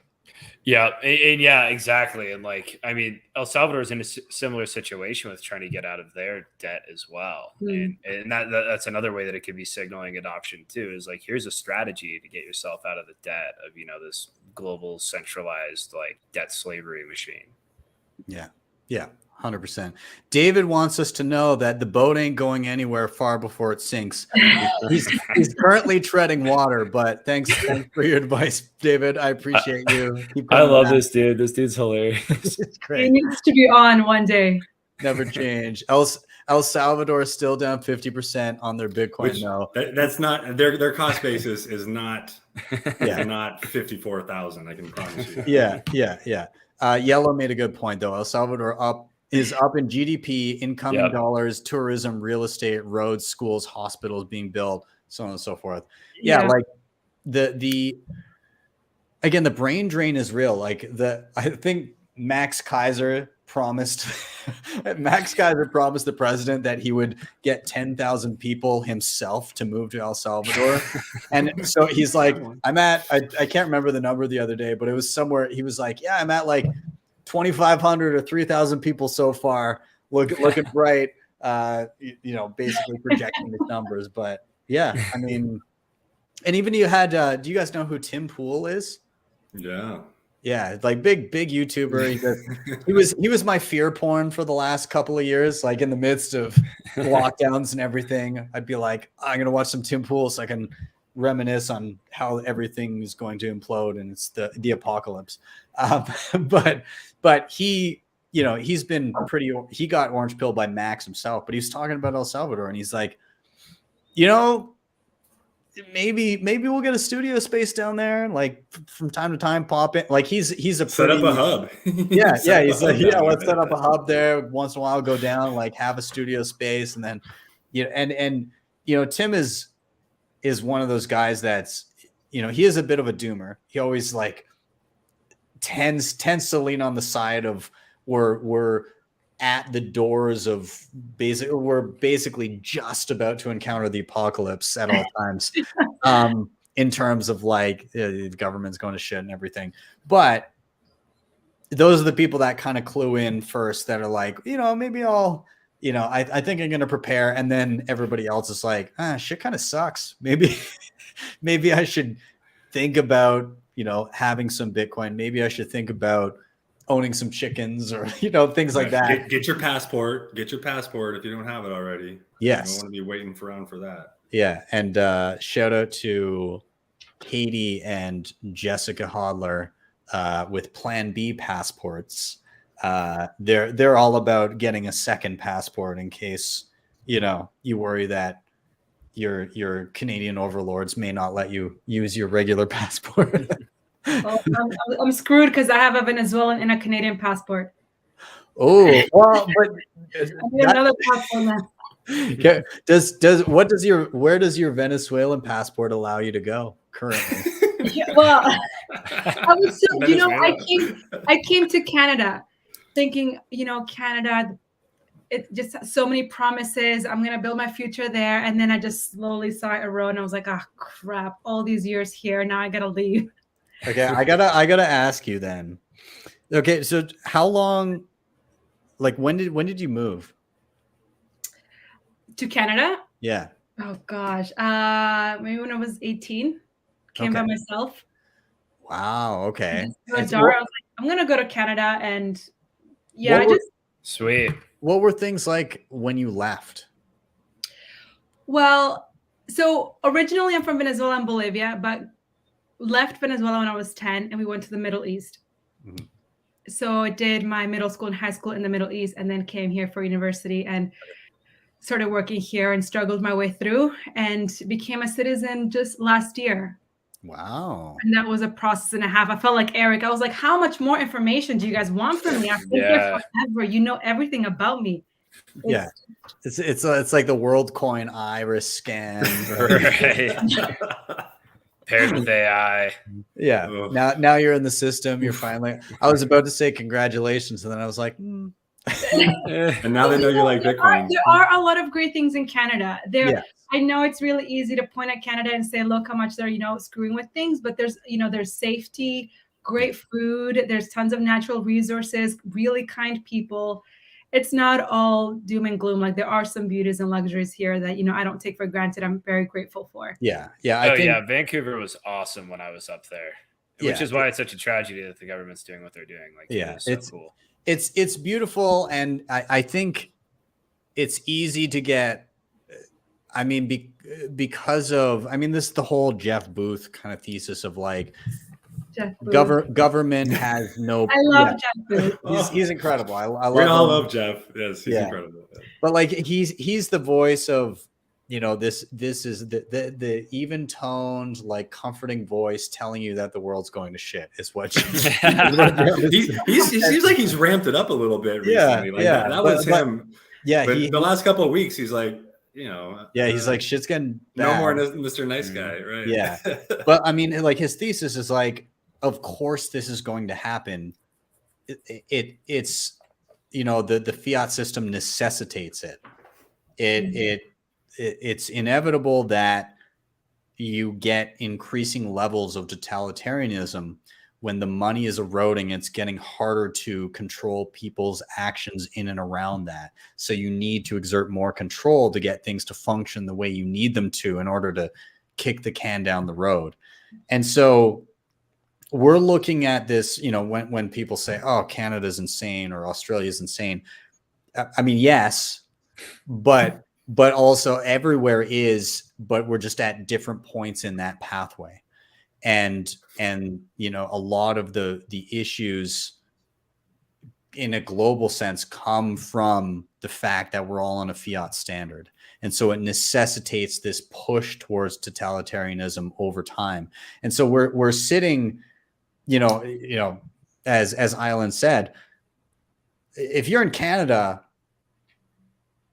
in the context of like Western nations, there's a lot you can point to and be like, oh, damn, that was insane. Like, especially the last year, it's like, that was insane. And you guys are all totalitarians and you're screwed. When you zoom out globally, there's a lot worse. But I mean, it's the same argument when it's, you're talking about when The Economist makes the excuse for, well, the US only had this % inflation and look at the rest of the globe. Yeah, but you're all doing the same thing. It's just you're like benefiting. Well, we exported our inflation. Yeah, yeah, exactly. You're benefiting from the bottom of the totem pole, right? Like it's just where you're at. So, Canada is much better off than a lot of other places on the globe. We're all on the same trajectory, and I think you can recognize the beauty in the place of where you're at, and also recognize the faults, and also keep your eye out and your ears out to recognize the places that are on a better trajectory, even if they're starting from a worse spot than you're currently at. Yes. I think that's what Bitcoiners are doing a lot of. We're looking and saying, what places, what little glimmers of hope are there globally where they're starting to go down a path that could be conducive to a Bitcoiner's mindset.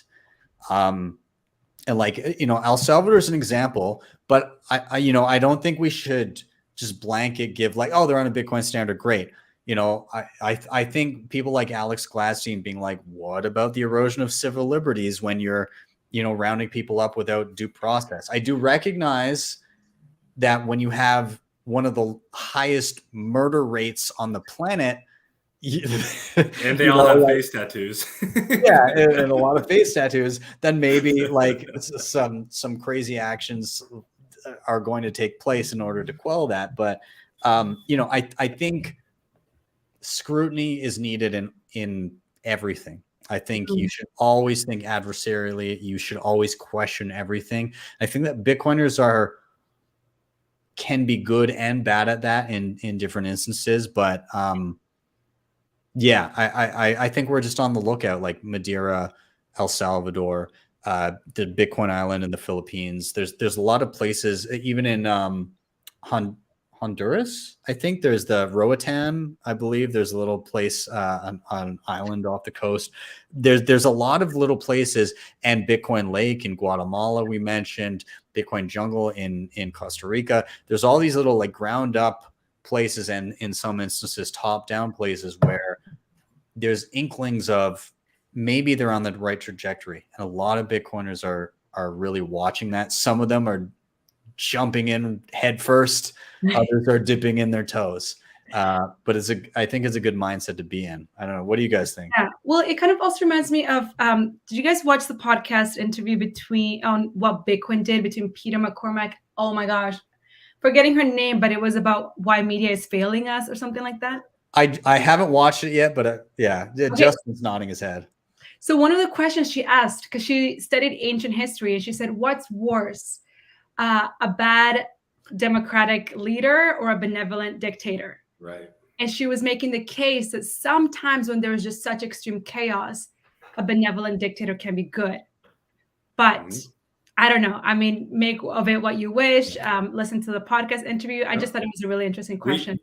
I feel like we're getting to the point where we shouldn't just be stuck on our understanding of like what words mean, and maybe it's just more important to think about like what's actually happening on the ground, right?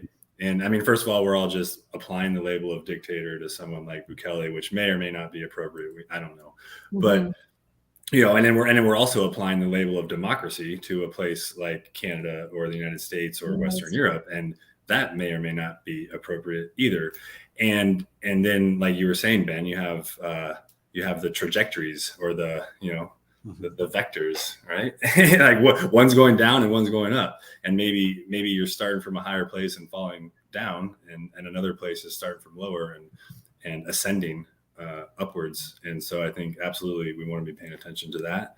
And I thought I agree with you. I thought that was incredibly interesting, and I think it's important for everyone to think and challenge your comfort levels about what what you think matters and what's important with how decisions are made, in your government or whatever. Like, what is democracy if you want to go down that path, and maybe other systems make more sense if the results are better. It's so there's this line of thought, and Saifedean kind of initially brought it up. I thought it was interesting. He went down this path of he basically advocated for monarchies. Citadels, right? I mean, that's like where citadels go.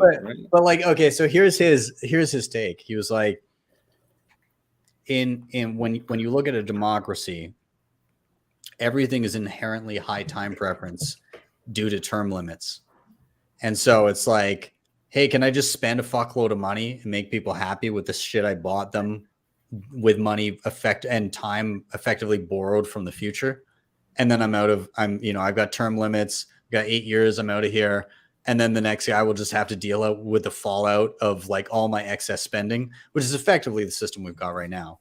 And then his reasoning was, in some instances, it could make sense where you have a person that is basically in power for an extended period of time, and maybe there should be like, I don't even know how it would work, but he's basically saying like, if that person doesn't want to revolt and people to to overthrow and hang them, then your interest is in the long term and like making sure your citizenry is taken care of and safe and can live their lives as they see fit.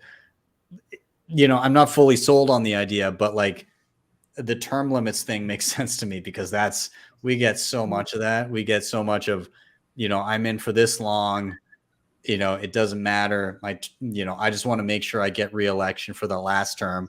After that, who cares? I'm out of here. You know, I think we see quite a bit of that. I don't know. I'm undecided on that. I think in a world where you had free passage from jurisdiction to jurisdiction regardless, and it was effectively like, here's the rules here. And again, that sovereign individual thesis of like, hey, you know, instead of treating your constituents as subjects, you treat them as customers. Here's what you get for our tax rate. Come here. You'll pay this tax rate. You're going to get the following. Boom, boom, boom, boom. And then if you go there and it's not delivering, or, you know, certain things aren't covered, you move jurisdictions and there you go. You know, I think it's a long time before we get to that type of a world, if ever. But maybe it's fun to imagine. It might be better. It might be a better place. Imagine. Yeah. Yeah, there was this book called Seasteading that I flipped through one time because one of my buddies told me about it, but they're talking about some sort of futuristic vision like that, where it's like when overpopulation occurs, a bunch of people are going to start moving out to these like artificial islands that are basically like puzzle pieces moving around the world, which is going to create this voluntary form of like democracy where you can go hop on and plug into an island with your real estate. And if you don't like whatever laws or whatever is happening, then you just, you know, move it somewhere else in the world. I was like, yep, that is the perfect solution. That's going to happen. Are you talking about yachts? Yeah. Yeah. We all get yachts, right? I mean, yeah, they could be yachts. You could have a yacht. I was thinking more like Waterworld with Kevin Costner and Dennis Hopper. Yeah. And like, oh, that's the other thing. Get your passport and start working on your gills. yeah, Absolutely. exactly. Explosions, sea-doos, and drinking pee. Let's do it.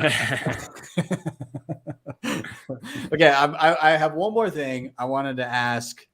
I'm going to ask Eric this question, just kind of our last line of thought here. So, there's a lot of speculation as to, you know, how, if ever, we get to like a full Bitcoin standard. And right now, US, there's like an antagonistic stance, obviously, like Operation Choke Point 2.0. We're seeing a lot of stuff coming down the pipe. Elizabeth Warren won't stop squawking. There's all kinds of stuff going on. Banks are getting shut down that aren't even, you know, about to collapse. There's all this stuff happening. At the same time, you've got a bunch of other countries external to the US that are like, we've been on a US dollar standard for an extended period of time. We are recognizing the control that the US has in two senses, that they get to export their inflation, and apparently now that they can just freeze our reserves. And so there's this dual incentive to get off a US dollar standard, or at least begin that process. And we're starting to see that play out with BRICS.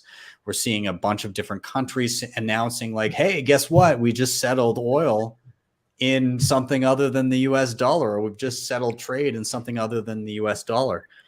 And then we saw this announcement that BRICS is, if I'm not mistaken, looking at creating a new currency. Did you guys see this? I actually didn't see that. I saw something kicked around where it looks like they're like, hey, we're going to maybe look at creating something new that would be commodity backed with like gold. They're going to go. Oh, okay. Yeah. There's the China, Russia driven. Okay. Yeah. I'm familiar. Yeah. Cause like, that's the idea, is that from a reserve sovereign perspective that, you know, there has been a shift, and there's going to continue to be a shift towards commodity backing and some form of de-dollarization. Yeah. That takes like a really long time to do.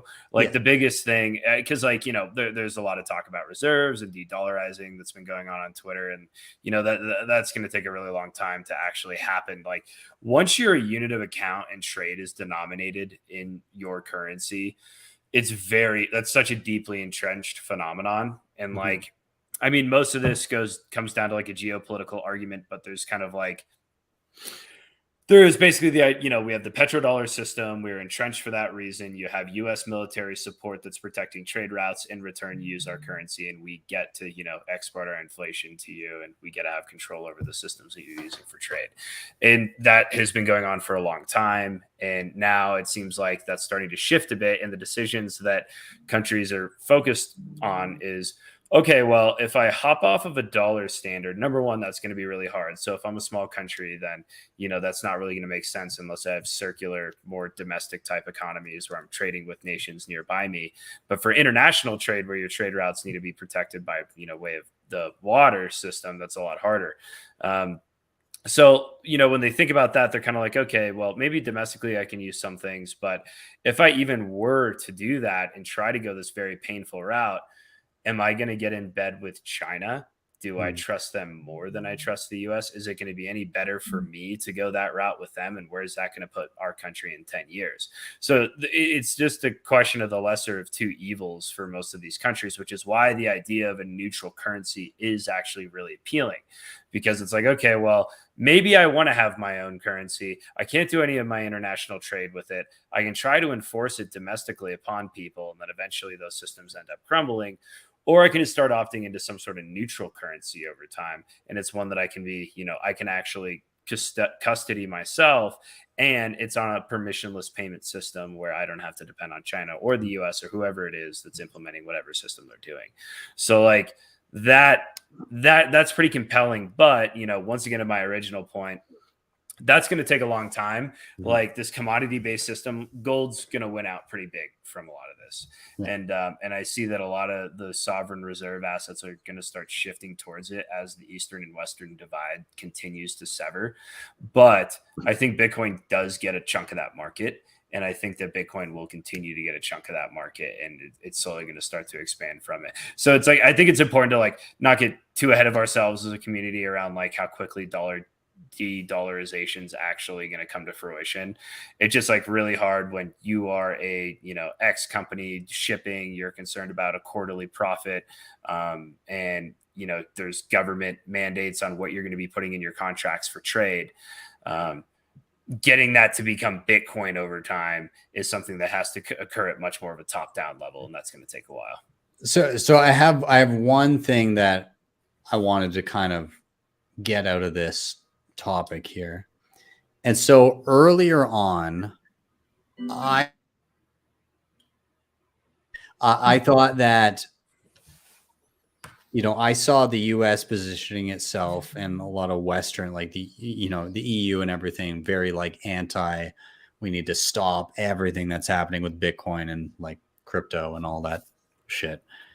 And then I saw obviously reserves of Russia be seized and, you know, buddying up with China and all this stuff. And I thought, like, what happens if it's them first that recognize the value of Bitcoin and they say like, hey, you know, this can be part, and we've seen like a degree of that, Russia being like, well, yep, you know, like they're being a little bit more friendly and open-minded to it, at least at a state level. Like if you're yep. a citizen, fuck you, you're not allowed to use it. Exactly. You know, like so, but what I'm wondering is they're now moving towards, you know, something that would be an alternative to the US dollar. That's not Bitcoin. That, okay, we're going to recreate the wheel here, or we're going to recreate the square wheel here. And we're gonna make another fiat, you know, basket currency or whatever the hell this Franken currency ends up being, and maybe we'll like back it with we'll go the Nixon route. We'll back it with gold, and then one day we'll rug pull that because we can't control our printing, whatever it may be. And gold sucks. Yeah. And so, like, my question is, I see kind of like three outcomes here. One would have been the initial thought of, okay, people were shut out of the existing system and they start realizing that Bitcoin's useful to them. And then over whatever time frame, they incorporate it more and more into their system as an alternative to the US dollar system. Now I'm seeing they're going to try and redo the dollar system, but with their own system that they can control. There's a gradual but like noticeable flow of we're going from the US dollar system to something else over time. And then the US dollar in the US and Western countries in a defensive move stop being so adversarial to Bitcoin and recognize an open system is better than their system. Yep. And then the third scenario is just straight ground up. Every other country that's caught in the middle of all this bullshit says, okay, fuck it. We're just going to go on the open standard. Then we're kind of like, we're basically unaffected by all of this. And then all of the superpowers realize like, oh shit, like El Salvador is now a G7 nation, like something along that where like all of these like underdogs are all of a sudden like rising up and being much more prosperous. They're going the way of Singapore, and the superpowers suddenly realize like, oh, I guess nobody wins. And it's just an open system for all. Like, do any of you have like something? If you were to wager, like in that 1 in 3 bet, where you would put your money? The thing is, it's like I don't think those scenarios are mutually exclusive. I think that we're going to see adoption come from probably all those forms in some sort of marginal or gradual way. If I were to put my money on anything as being like the most prominent form of adoption, I'd say bottom up from other economies. I think that that's probably going to be what has like the quickest like inflection curve. But yeah, we'll see. I think it's going to come in all of those, and I bet the US ends up becoming reactionary to it and start being more open to Bitcoin. I would love that. I don't know. What do you guys think? Do you have any thoughts on which country might adopt Bitcoin as legal tender next? I actually don't. I mean, like Panama is flirting with it quite a bit. They're just word of mouth things I hear about what's going on in Mexico potentially. Yeah, like anybody who has the most to lose. So like if you're trading with the US pretty frequently, that makes it a bit more challenging. Those furthest removed from the system, the smaller they are, the harder it is to actually implement their own sovereign currency. So that makes the incentive greater to want to probably have a neutral currency at a minimum. And the furthest removed you are from the system, and the more trade you're conducting, at least like not domestically, but within like geographic focus of your region, it's probably more likely that they would want to be opting out into a neutral system. I would guess it's going to be in Central or South America. Yeah. I think that would be where I bet my money if I was going to bet. Central, South America, or Africa.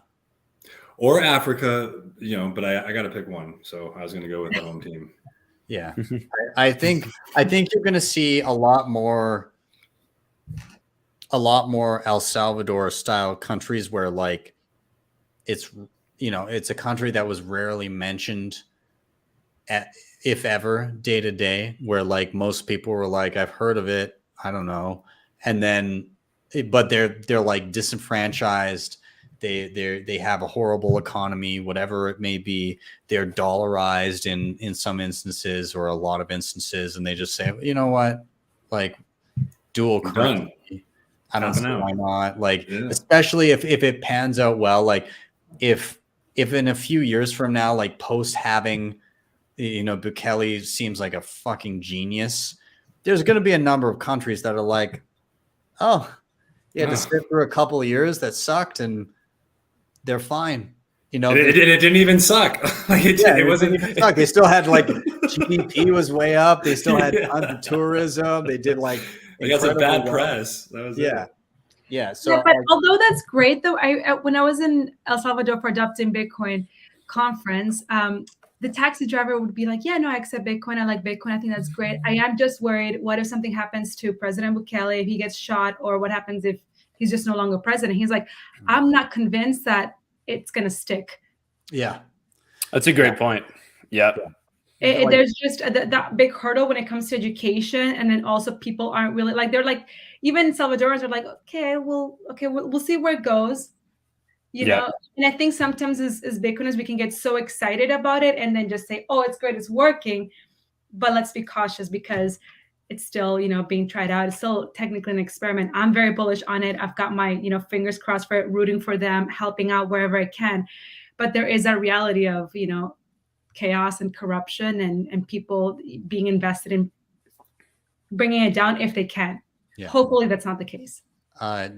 Julian, aka Kinetic Finance, in the comments, he said it's baffling me that these island nations like Palau, Tonga, Micronesia, Tuvalu, I'm not sure if I'm saying that right, aren't getting on Bitcoin. They have nothing to lose, very low debt to GDP. I gotta say, Tonga, you know, given the like the hype that we had out of Tonga earlier on, I'm surprised we haven't heard more from there. That's the last little bit. He said, somebody take a trip with me to Guyana and orange pill their president. They have a huge oil boom, fastest growing economy in the world, only English native speaking country in South America. All right, I'll go. My DMs are open. Let's I'll do it, man. Let's do it. We'll plan the trip. We've got a party now. We got a squad. That's right. We'll charter a jet. It's a cool video about Lake Bitcoin.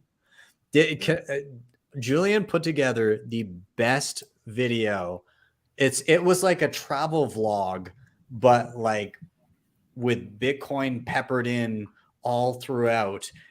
He went down to Guatemala. It was an incredible piece, like a 10-minute piece on going down to Guatemala, seeing what's going on at Bitcoin Lake. It was an amazing. You have to go and watch it. If you have not, go look at it on YouTube and follow Kinetic Finance on Twitter as well. Here's your invite right now, man. Julian, come back on the show. We got to talk about your film. Anyways, aside from the point, yeah, check him out. Yeah. Anyways, just how serious I am. Thanks for watching, Jessica and Rebecca. It's been great having you in the I love it. Yes, Jessica, Rebecca. Anybody who has no idea what's happening right now, was it Mark Andre Russell? His daughters are orange pilled. I've got my 2 daughters watching the podcast with me, 2 future Bitcoiners. Can you shout out them? Hello, Jessica and Rebecca. Welcome to the show. I'm sorry I've been swearing a bunch. I feel really bad now. Sorry, I've been drinking. Yeah. Don't repeat me. I'm a bad influence, but Bitcoin is not a bad influence. You gotta, don't trust, verify. Don't trust a single thing I say. There you go. But shout out to our young Bitcoiners. I've got 2 kids myself, and they are growing up Bitcoiners, and I'm hoping to impart some of the lessons that I've learned upon them. We have 2 happy girls here, by the way. Mark assures us, so that's great. It's really cool to see kids being born in a world in which Bitcoin has always existed. And every time I say that, I get chills, because I just think, like, at one point people grew up in a world without electricity and cars and the internet. And I can still say to my kids, like, oh yeah, like I was born and I didn't have the internet. Like, I didn't get the internet in my house until I was in junior high school. And they're like, what? Boomer. And I didn't get the internet in my house. They're like, it wasn't everywhere. It's like this whole, and so Bitcoin will be ubiquitous. It will just be everywhere always, even for the period of time where it's not denominated in sats. It will still be a global network for commerce, more so over time. And people will be, we'll have A, B, and BC, like after Bitcoin and before the coin. I think we'll denote time periods in like seismic shifts in the way that we kind of govern. I don't even want to say govern, but how we run our society. So it should be interesting, but nonetheless, bullish on Bitcoin kids.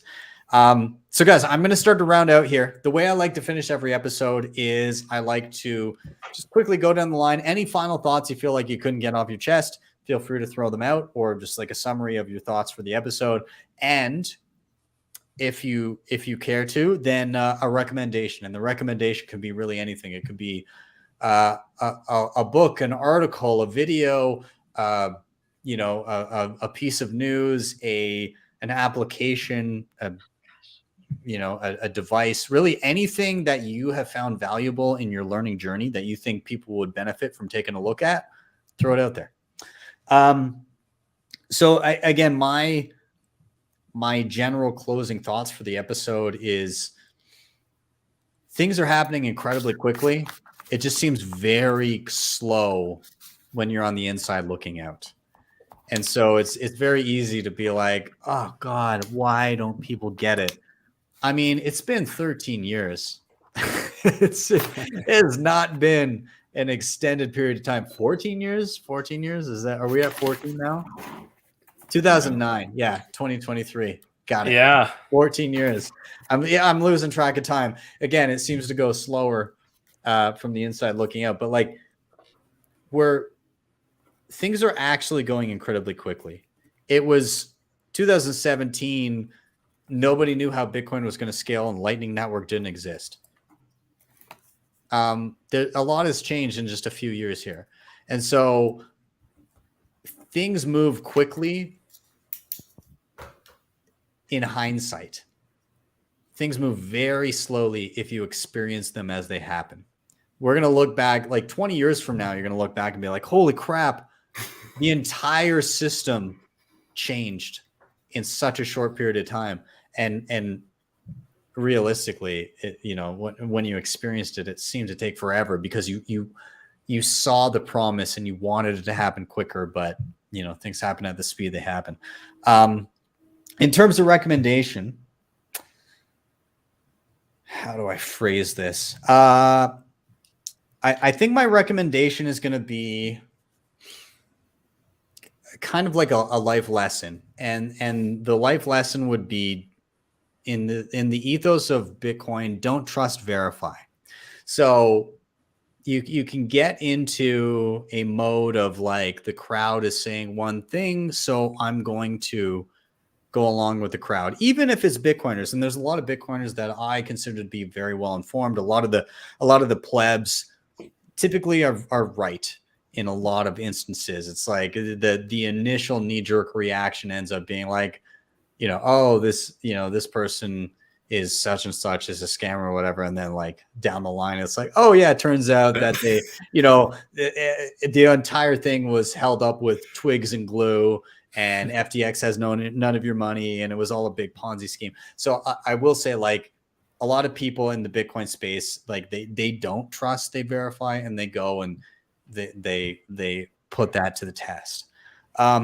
But continue to hold that ethos yourself. So if you hear a bunch of stuff, you should not just take the crowd at their word. You should go out, you should take a look and be like, is that the case? And if so, then great, fantastic.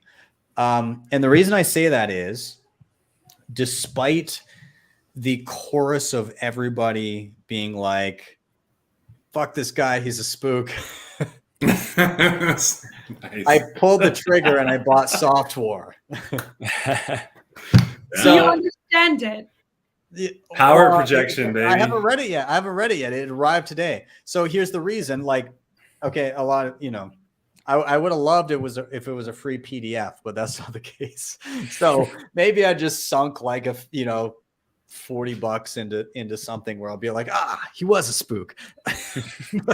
but I think, again, in the ethos of don't trust, verify, I've listened to some podcasts. I get the general thesis, but like, I'm not sold either way. I think I need to actually like go and read, dig in, and then look at it and be like, do the ideas have merit or not?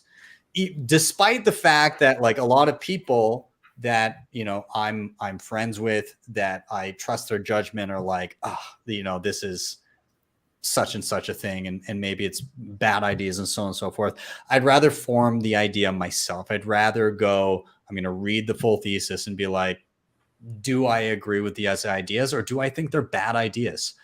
And I don't know what my conclusion will be, but I've got the information here in front of me, and I'm going to go about it that way rather than just trusting in the judgments of the crowd. And I think Bitcoiners as a whole should do this all the time. And, you know, maybe because you're seeing everybody reach the same conclusion, it's because they've gone and they've not trusted and they've verified themselves and came to their own conclusion. But maybe in some instances not. And so I'm going to find out. I'll see. Maybe it'll turn out like everybody was trying to save me time. Maybe not. We'll see. I'll let you know in a future episode. So with that, I'll toss it to Ayelen. And any final thoughts, any recommendations? Take it away. Final thoughts. It's just been fun to chat with you guys. I'm going to have to read The Seventh Property. I'm going to buy it right after this conversation. Love it. That was my recommendation. Yeah. Nice. Shameless. You took it. But I think my last final words would be, I think, you know, there's a lot of chaos going on. There's a lot of negativity coming from everywhere. I have been feeling burnt out, if I'm honest, and just tired, overwhelmed, and feeling like a fog and a fatigue. I've made a conscious effort to pull away from that, to protect my content diet, because that affects my health, turning that down, and then just choosing very wisely the type of content I consume, and that goes into podcasts or books, etc. And I feel like that's bringing energy back into me, and, you know, restoring my excitement and love and hope and faith for Bitcoin. And it's making me want to work harder to bring Bitcoin to the masses.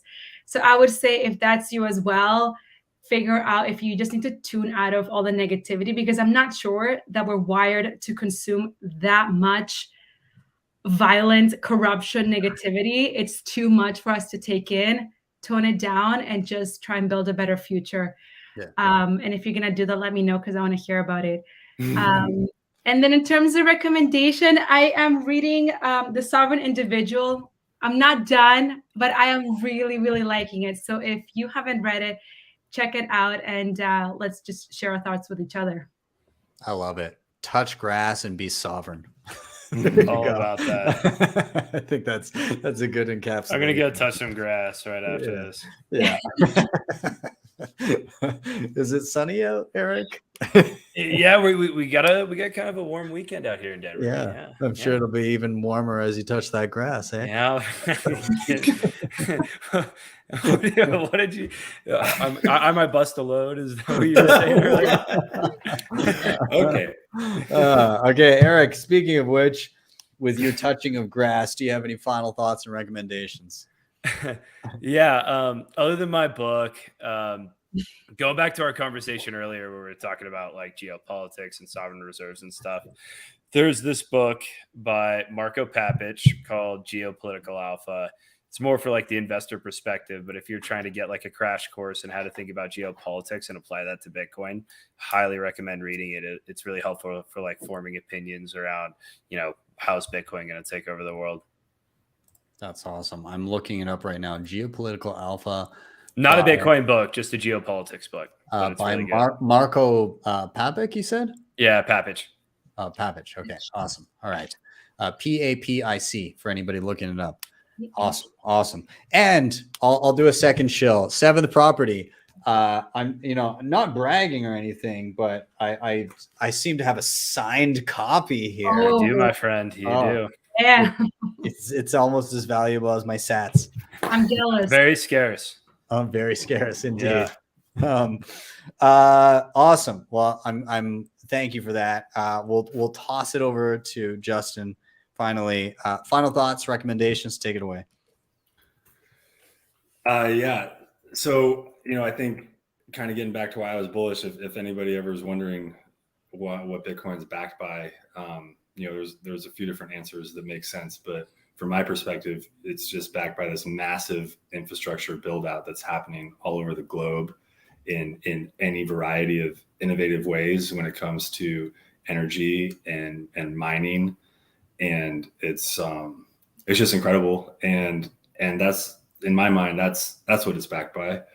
And so that'd be kind of my parting thoughts. And then, my recommendation would be that if you have an inkling to mine, go with it. Don't be intimidated.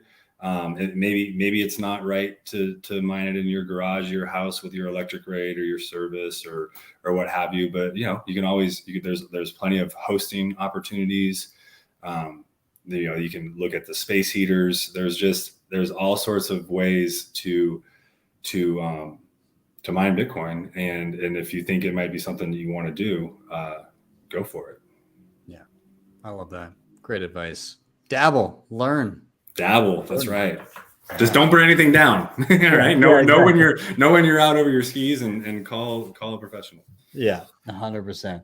Awesome. Well, I appreciate all of you coming on. This is a fantastic conversation. I always know when it's running 2.5 hours instead of like the typical hour and a half. It's been a good one. So I really appreciate all of your time. Thank you for sticking around for so long and having a great chat and sharing a beverage with me on a Friday evening. The chat has thoroughly enjoyed it as well. Shout out to everybody that's watching. And of course, thanks for telling me why you're bullish, and all of you are welcome back anytime. Thanks so much, you guys. It was so nice to meet you all. Good meeting you guys. That was fun. Thank you, Ben. Yes. Nice meeting you all. All right. Thanks a lot, guys. I'll see you guys soon, and hopefully at some events in the future. Hell yeah. Sure. Later. Let's go. All right. Later, guys. We'll see you soon. Awesome. All right, everybody watching, thank you so much for being here. Of course, like, subscribe, share. I know I say that every time, but everybody that's been doing it, it helps the show so much. So continue as you please. Of course, if you want to help the show in another way, you can always hit up the previously mentioned sponsors down below. Those were HodlHodl, CoinKite, as they're loading slowly, Nunchuk, and Start9. Also, speaking of which, we're talking a little bit about Miami. Anybody that's going to be down in Miami, hit me up. Let me know. I'm going to be trying to frequent as many things as possible, trying to meet as many plebs out there as possible, and just talk Bitcoin with every new person that I can. So that's happening Miami Beach, May 18th through 20th. Caveat, May 17th through 20th, because I'm going to be there running a workshop as well. I'll talk about that in a second. But nonetheless, if you're heading down to Miami, do let me shout me out on Twitter, whatever you need to do. It's a hell of a time. This is my 4th time attending. I went to the one in San Fran in 2019. I did 2021 and 2022 in Miami. 3rd time in Miami, 4th time to the conference. So it's going to be a blast. There's so many speakers. The thing is massive. I don't know if I can fully. It's like a barrage on the senses. Get focused. Choose what you want to see. Do what you want to do. Spend your time speaking with who you want to speak with. Like, time is precious there, so use it to the utmost, because there's so much to see and do, and it's very easy to get distracted by bullshit. Don't let yourself do it. Get focused, get out of it what you want to. You can head to b.tc/conference. Their ticket prices go up in regular intervals. They go up a week from today. So if you're kind of like, I don't know if I might be able to make it, not sure, you can always grab a ticket and sell it quite easily on Twitter, like before the conference. And because ticket prices are going up, you can always sell it for what you got it for. So nonetheless, check it out, b.tc/conference. By the way, 10% off. You can use code BTCSessions. And in terms of the workshop, I'm doing a cold card workshop, a 4-hour deep dive on May 17th. That's the Wednesday. It goes from 1 p.m. to 5 p.m., basically starting from the basics all the way to the advanced. So if you're new to cold card, if you're like, I have a cold card and I've never used it, or I don't have one yet and I need to pick one up, or I have one and I know the basics, but I want to get a deep dive, there you go. Basically, we're going to start from the very beginning, get you set up, get you doing air gap transactions, everything backed up, restoring it, all of that stuff, the basics that you want from a hardware wallet.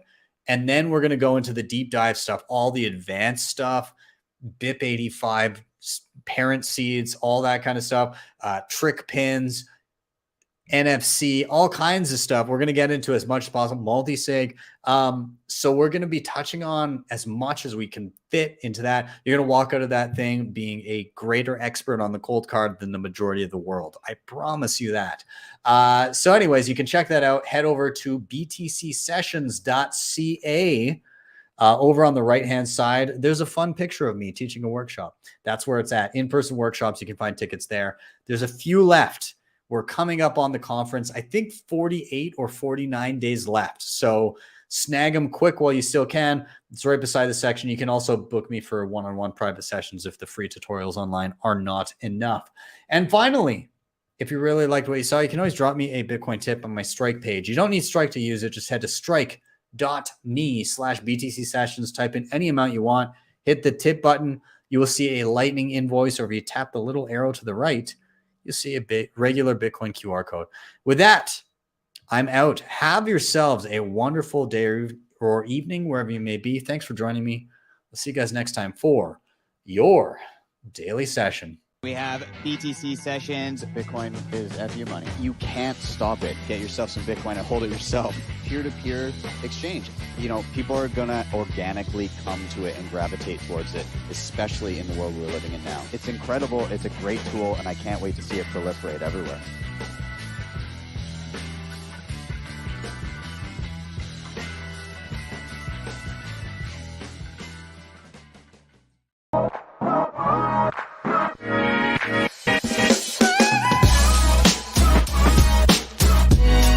HodlHodl the Bitcoin.